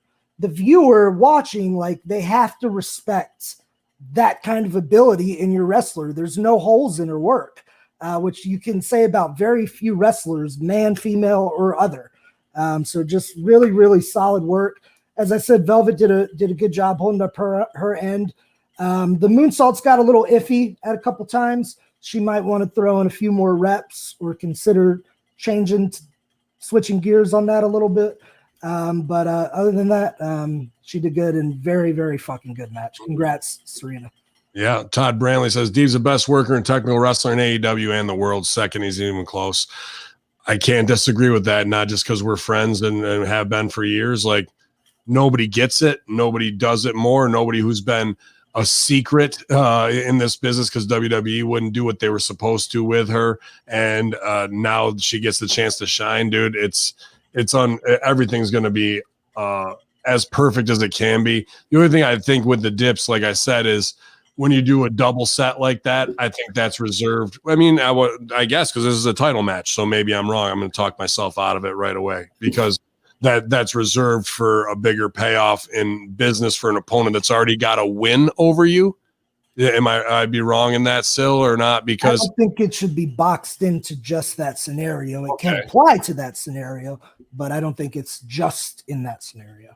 Okay. All right. Then, but to me, for my own personal reasons, match of the night, absolutely. And I like the car crash moonsault. I mean, I want people to be safe, but I'm so tired of things looking like it's synchronized swimming, like that's, I want down and dirty, and her punch kicks inspired me to fucking, work on mine to make sure my shit's crisp as fuck too for when I get back on June 19th.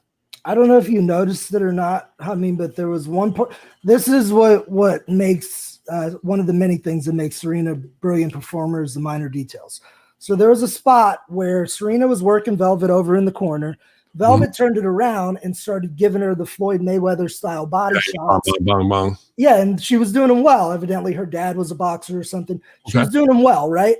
And then Serena cuts her off, with what I believe was a dragon screw leg whip from puts her leg in the fucking, then gives her the screw. Yeah. So we go to break from that. But after that move, Serena is down for 20, 35 seconds, writhing in pain on her ribs to establish what just happened. That's one of the small details that very few people get. And I wouldn't do that. That's why she's definitely better than me. You know what I mean? And when we do see those things, it's like, wow.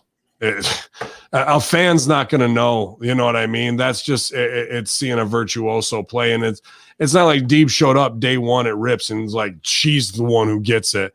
That's all hard work. That's all her and Jamin going slow, and they used to play around and do fucking the play hacha before, like all those things, man. And the coach and of NXT and bringing it to light, dude. I hope everybody can get to that level or strives to get to that level, because I know I do. You ever seen a kid watching wrestling where they're like, why did they do that? Or that was weird. Why is that happening? Like I took my nieces and nephews to watch Jenna in a match recently.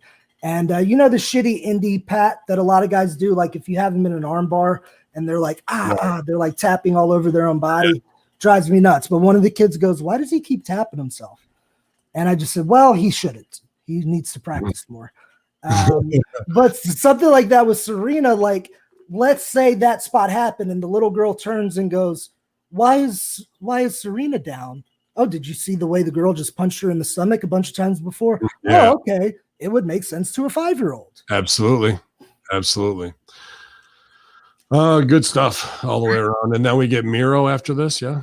Well, yes. Actually, we had Austin Gunn with and Arn Anderson versus Ogogo. But before that, we did have an interview. Marvez interviewed Pac backstage. Pac says he finally gets his shot, and there's nothing that Don, Omega, and any of those elitist pricks can do about it. And then he ended by saying, who dares bet against the bastard now? Quick match after that, as you mentioned, Austin Gunn, Cody Rhodes taking on Anthony Ogogo. Austin Gunn's out for 8 to 10 weeks off this match. Jesus Christ. Injured. And really? Anthony Ogogo won via ref stoppage as he hit him with a body shot. I love Billy Gunn Jr.'s fucking punches, just like the old man, and his dad's got great punches.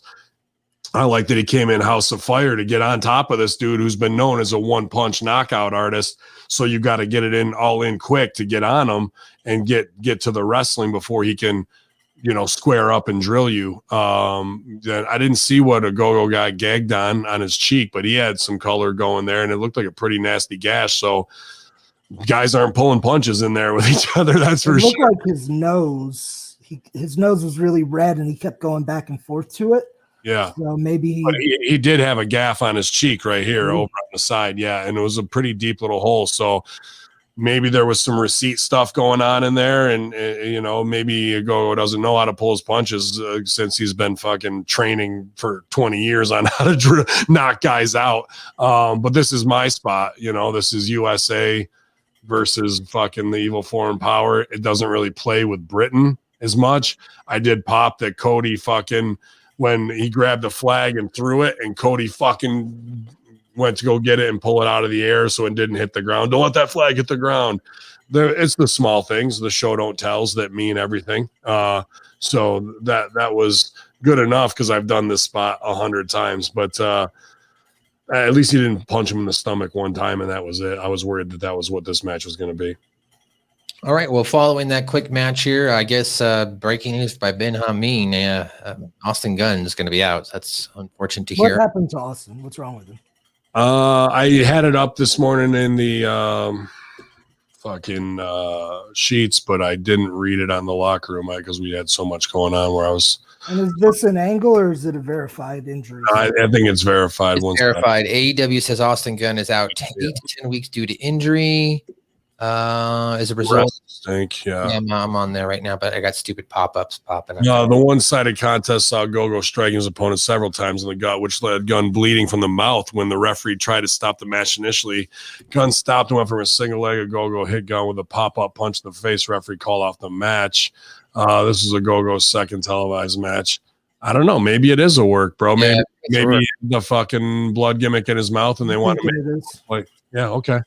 But that's strange because you wouldn't take a kid off TV for 8 to 10 weeks. He hasn't been on TV. He hasn't been on TV. Every week he's singing the fucking thing. And well, you just complained that he was, what I'm saying is about that. And then they took him outside the fucking ring. He's gone. What you wouldn't do is bring a guy on to be out for 8 to 10 weeks after you debut him, and people have been wondering that, unless he's not going to be in ring for 8 to 10 weeks and we see him with fucked up whatever and they go back and get heat on him again to fucking make this guy more of a heel. Like afterwards, like he has another get over match next week, but Austin's on the outside singing Jericho's theme song. He beals him over and beats the fuck out of him again in the ribs on the side. That's why they put it forward, not the fact that it's a legit injury. Who made that? Rick. Nice. I think the woman. Patreon.com/thebeautifulpeople, Velvet, and you can get yourself some Velvet Oreos, and maybe we can get Velvet a sponsorship with. Yeah, and Cheetos too. We got to work on Cheetos for her. She loves Cheetos. She loves Cheetos. All right. Finishing up here after the commercial break, after the match, we had a Miro coming out thanking Jesus for giving him the power to destroy everyone. Miro said that after the crap Darby Allen spoke, he took what Allen said couldn't be taken from him. Miro tells Allen to go home, make another one of his stupid greedy videos, and then raises the title up in the air and tells the fans, "Here's your Darby right here," as they chant for Allen. Miro says next week he's going to offer someone a shot. Lance Archer comes out, tells Miro to shut the hell up. Archer says he was the best of All Elite before Miro got here, which I disagree. I'm sorry, Archer, you haven't been booked that way.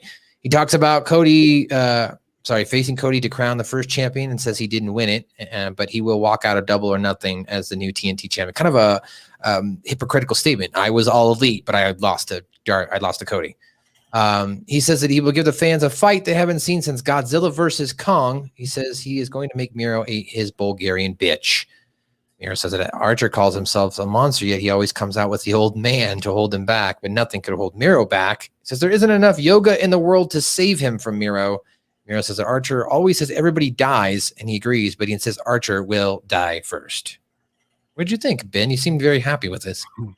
Miro can hold himself back with a social media post. He did it for 2 years in WWE. Yeah, this was a terrible promo on both of their ends. Jake Roberts is going to be the stop, don't go get him, when Jake would be like, go kill that motherfucker. So that's stupid as shit. Miro still cutting a second grade level promo in this stuff. Obviously needs a mouthpiece. I want to thank Jesus for all he's given me. I want to thank Jesus for giving me the power to destroy all of our enemies. That was my favorite passage I learned in Sunday school from the Bible, when Jesus came down and gave all of his followers and said, now go out there and destroy your enemies. I'm Jesus. Obviously doesn't understand anything about Christianity. Been hit in the head way too many times. Jesus was not about destroying your enemies before you. It was about turning the other cheek and showing the golden rule and letting everyone know they're a brother and that they're loved. So if you're a mauler, don't reference Jesus, moron. Like I was just sitting there laughing at how stupid and ridiculous this promo is. And again, we have the wrestling fucking bubble where the ring's protected. It's home safe. You can't come get me. Nah. No, dude, there's 14 feet between you. He should have fucking said nothing. Come in, got chest to chest with you. You push him off. Then we start teeing off on each other. Then Jake comes in. You fucking pound Jake in the face one time. Then the refs come down. You both start beeling refs. Get back to it, smashing the fuck out of each other. And nobody mentions Jesus, you dumb motherfuckers. Bro, that's how you book monsters. That's how you book monsters. I wouldn't have minded Archer coming down and doing what you said. However, Miro's tenuous grasp on the English language actually endears him to me even more. I liked Miro's promo last night. It sounded ridiculous, so stupid, bro. It sounded ridiculous. Hear me out. Sounded ridiculous. He speaks broken English, but he believed in what he was saying. Wait till Cornette gets a hold of this. Let him.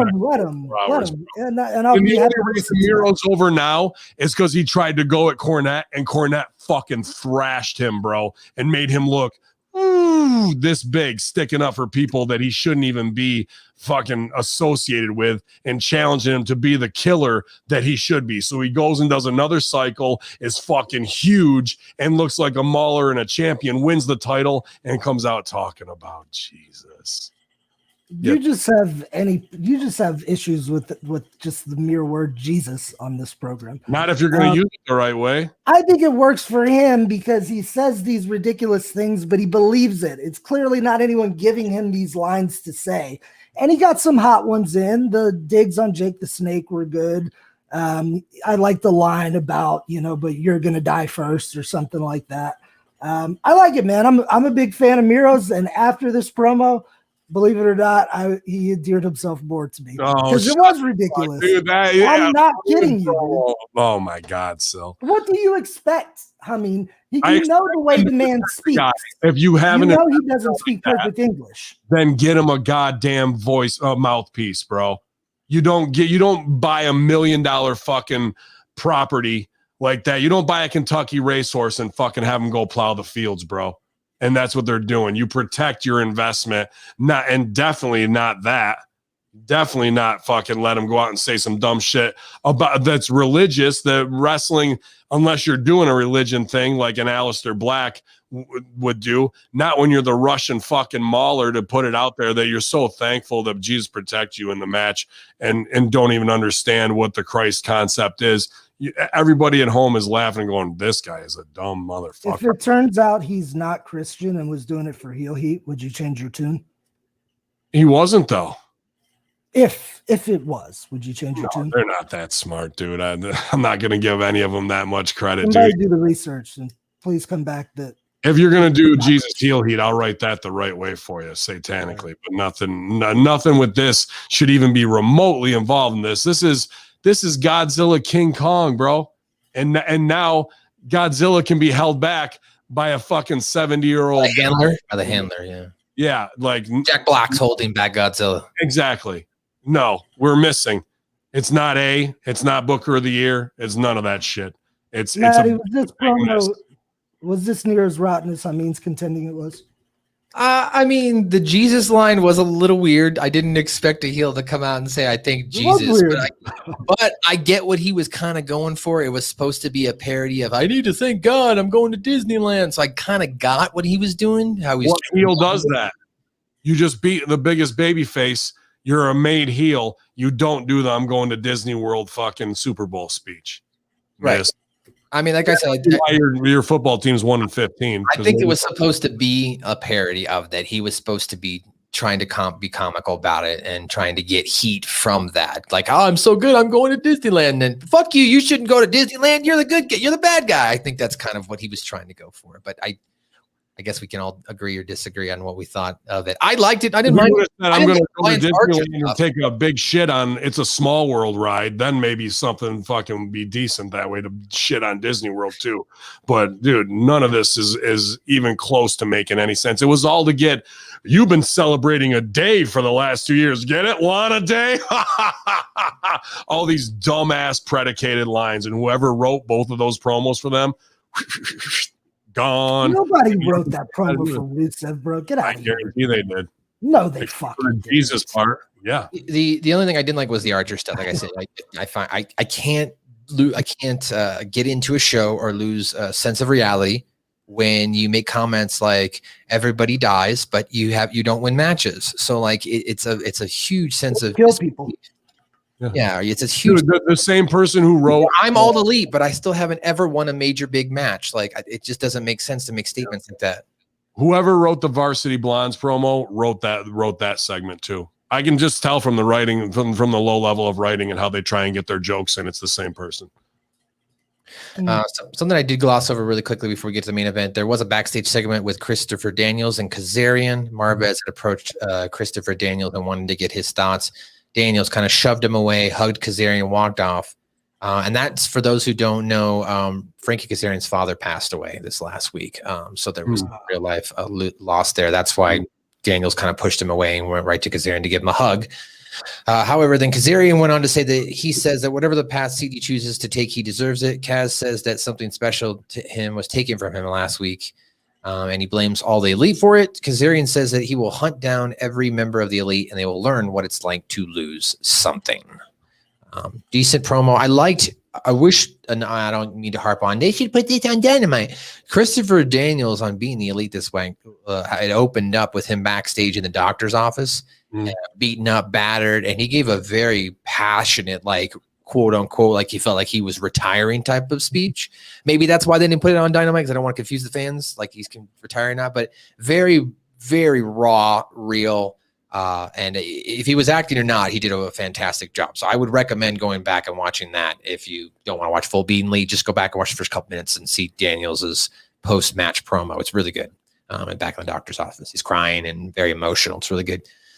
Okay. Hey, don't discount Kazarian though. Kazarian cut a hell of a promo. That's true. Very good. And it looked like Daniels had stitches, so I'm assuming that he busted himself open hard way, or it was unintentional. Unintentional. All right. Well, main event happened. AEW World Tag Team Championship match. The Young Bucks with Don Callis taking on the Varsity Blondes with Julia Hart. Let's see here. We had the winner of this match, of course, was still the Young Bucks, as they won by submission with the sharpshooter.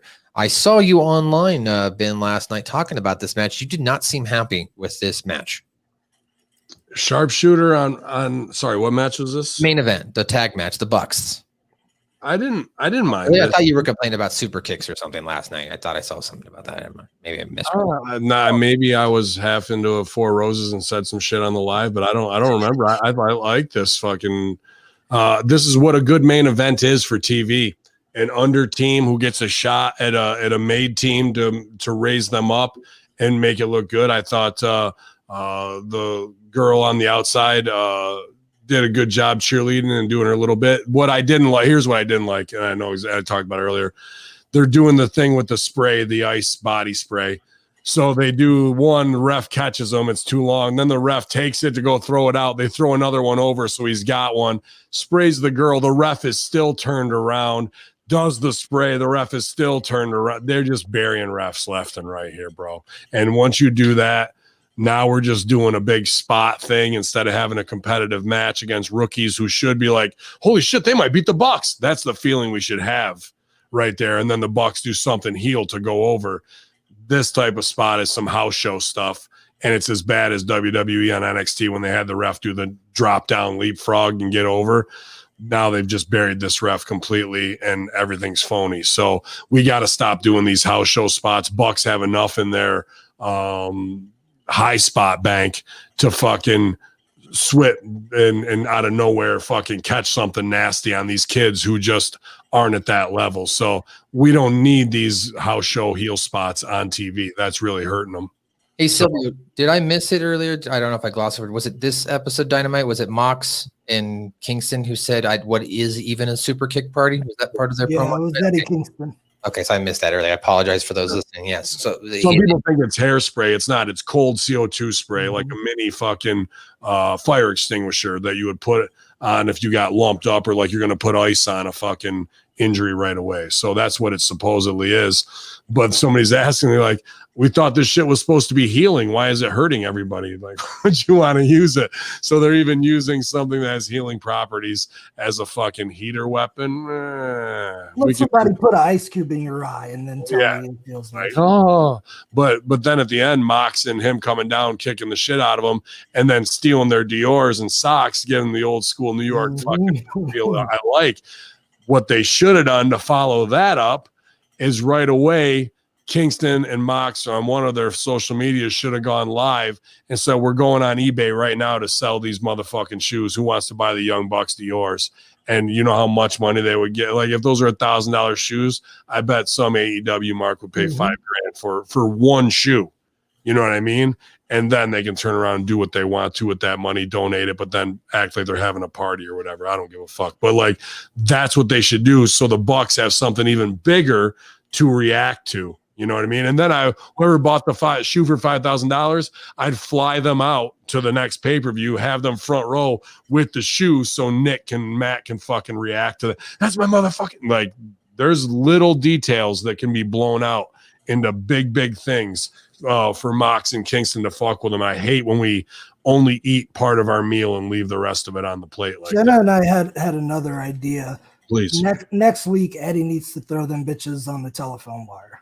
That's good too, but you know, that's the classic. Well, Ben, just so you know, breaking news today or yesterday, Drake Younger and Jake Clemens, both referees, were released. So you know, be hiring some new refs. AEW got some WWE trained referees. That dude Wirtz too, who got shit canned from unless it's Jake Younger. I don't know if same that's guy. Is it? I mean, that guy subconsciously wanted to cut his own throat, whether he's a QAnoner or anti-vaxxer and, you know, conspiracy listener. That's fine. Go on and fucking do all you want to as a human being and an American, but how tone deaf are you to what WWE politics are that you would even think about wearing your NXT shirt while you did it? You're dumb as fuck. I'm sorry, bro. Like you subconsciously wanted to sabotage yourself, and that happens in the entertainment and wrestling business all the time. People do these types of moves where they think they're over and that was a smart thing to do, or they claim that they didn't even realize it and give WWE an absolute reason that's justifiable to let you go. That's just the sickness of some performers that we deal with, bro. And I can't say I was surprised by any means. And another thing, just another note, it took a full year, but one of the final members of Sanity was released, and that being Alexander Wolf. Was just we talked about that yesterday on Next Level Podcast. The vet joined us and said this guy came out of Sanity. He's been under contract for 5 years.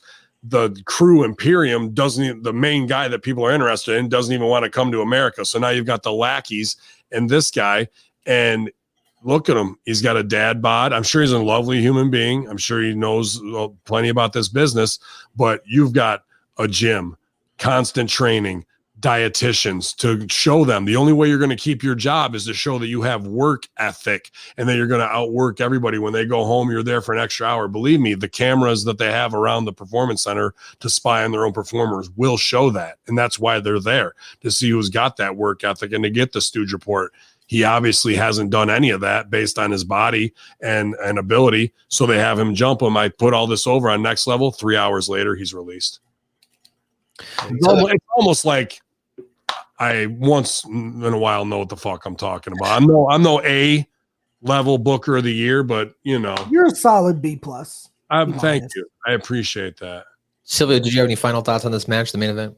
Yeah, it was fucking cool. I love Nick's stupid bird hat. He came out wearing that shit pops me. Watching the Young Bucks every week, they are getting better at playing the American style heel that does less of the flashy cool shit and more of just the heel acting and shining the baby faces. Watch the whole open of it. They did like a Rock and Roll Express, Midnight Express shine. Matt and Nick were just feeding over and over again for the babies, which is what you need in a tag match. Then once they got the heat, they got their shit in. But they're getting better each and every week at doing their heel act, and they're fucking great performers. I like the ice thing because it fits in with Cutler when he's coming in to spray him. So if it's at the ringside already, you might as well use it as a weapon. It took way too long. It buried it did. The setup wasn't good, but the idea was good. And Julia Hart's sell was hilarious. She's like a fucking year into the business in general on national TV, and Matt spraying her, and she's like waving her hands. I don't think they should have done that. I think they should have hit her with the double super kick, bro. That'd have been way more heel for them. Maybe. I don't know. I've seen them do it before. Well, guys, I mean, that's your full AEW review this week. It'll be interesting to see what the ratings come out as NBC dominated last night with the Chicago First Responders shows, their block with the Med, Fire, and Police Department, which averaged about 6 million views total for each show. So NBC last night killed it in the ratings. So we'll see what happens tonight or later today with, the ratings itself. Shout out to Mike Roche here, who is a member of patreon.com/StevieRayTV. You can go see it at patreon.com/StevieRayTV and get all the great content. Subscribe on YouTube. I just uploaded a clip right now while we were in the middle. Mike Roche, whatever it is, dude, he's an avid listener of HMG, Russo brand. Definitely want to say thank you to all you guys who've been supporting us on all the Patreons, all the subscription platforms. You've really we've been able to keep the doors open because of great listeners like you guys who are coming to the real talk for wrestling, and we appreciate that. I mean, maybe you go other places, but I got a feeling there wouldn't be enough hours in the day with all the shows we're giving you to go to our competitors' platforms. But so I just want to really say thanks. So yeah, you can also right now, as I did during the middle of the show, you can go to Stevie Ray TV's YouTube right now. I just uploaded a clip he did with the Maestro, and they discuss not going to WWE after WC folded. And Stevie Ray gives his thoughts on how they used Booker T when he first came in. And Stevie Ray's not too fond of how the Stone Cold Steve Austin Booker T supermarket match. So you can go get his full thoughts, and he does not hold back. This is one of the first clips on YouTube I've actually used like a sound audio drop to censor out a bad word, because normally I don't get Stevie too much with the bad words, but he dropped some language in here, so I had to try and cure the algorithm. I censored out one of the F words. But other than that, go check it out. Stevie does not hold back. Go to his YouTube, subscribe, Stevie Ray TV, twitch.tv/Stevie Ray TV. You can become a Twitch subscriber. If you don't want to wait for me to edit it, upload it, put all the fancy graphics and whatnot, twitch.tv/Stevie Ray TV. You can sign up and you get the show right away. You don't have to wait for me to do the work. Also, guys, one more thing. You can check out a brand new episode of Suck My Balls, a South Park review. This week, we reviewed one of my favorite episodes, and if you're a stoner, it's one of your favorite episodes, too. We reviewed Tally. So go check that out. He does, Cartman in this episode does the official towel call. And maybe we better do a towel call. That's a towel call? So if you want to come get high with us, you can come check it out. Just go to Suck My Balls, search it on everywhere that it's available. And it'll be great. You want to get high? And we'll have a great time because we get high every week right here on Light the Fuse. Silvio, what's going on with you? After he goes to the racing thing, do you think you guys could get Stevie Ray booked for an actual NRA event? I'd love to hear that. That would have been a good idea. All right, let's see what we can do there. What's going on with me? Nothing, just the way that I like it. You catch me here every single Thursday on Light the Fuse while I light up the fuse and go for tit for tat with my big homie over there, Hamin. Check me out at Side Dojo a few days a week, training some of the top prospects in pro wrestling. If you want in on the action, feel free to reach out to me or just send a message through Hamin or Maddie, and I'll get back with you. Follow Genocide 000 on all your social medias and tune into NWA Power each and every week, where hopefully you can see Genocide throwing some chicks around and showing why she's one of the best on the planet, in the galaxy, universe. That's so cool. Ben, to wrap it up, take us away, sir. On another edition. Yeah, pal. 76 trombones led the big parade. Yeah, with 110 Jim Cornettes right behind. They were followed by rows and rows of the finest virtuosos released from NXT time. Yeah. Yeah, pal. Oh, it's Light the Fuse, you guys. I appreciate everybody going to brosters.com, getting the Vince Russo Bro Coffee, Zordos Olive Oil. Shout out to Rode for the Rodecaster Pro. It wouldn't be, pal. Hit you and quit you. Get on out of here. That's it. That's what we're going to do, pal. Hit it and quit it. That's how we do, keeping it real. Follow Mandeer666. Let them know how much you enjoyed it. And we're over at patreon.com/Hamin Media Group Infidels. No place I'd rather be. Thanking Jesus for all the powers he bestowed on me to destroy my enemies than here with the chairman of Sexy Town, El Sucio, MSG, and me, Guantanamo Bay, Hacker Hamin. Yalla.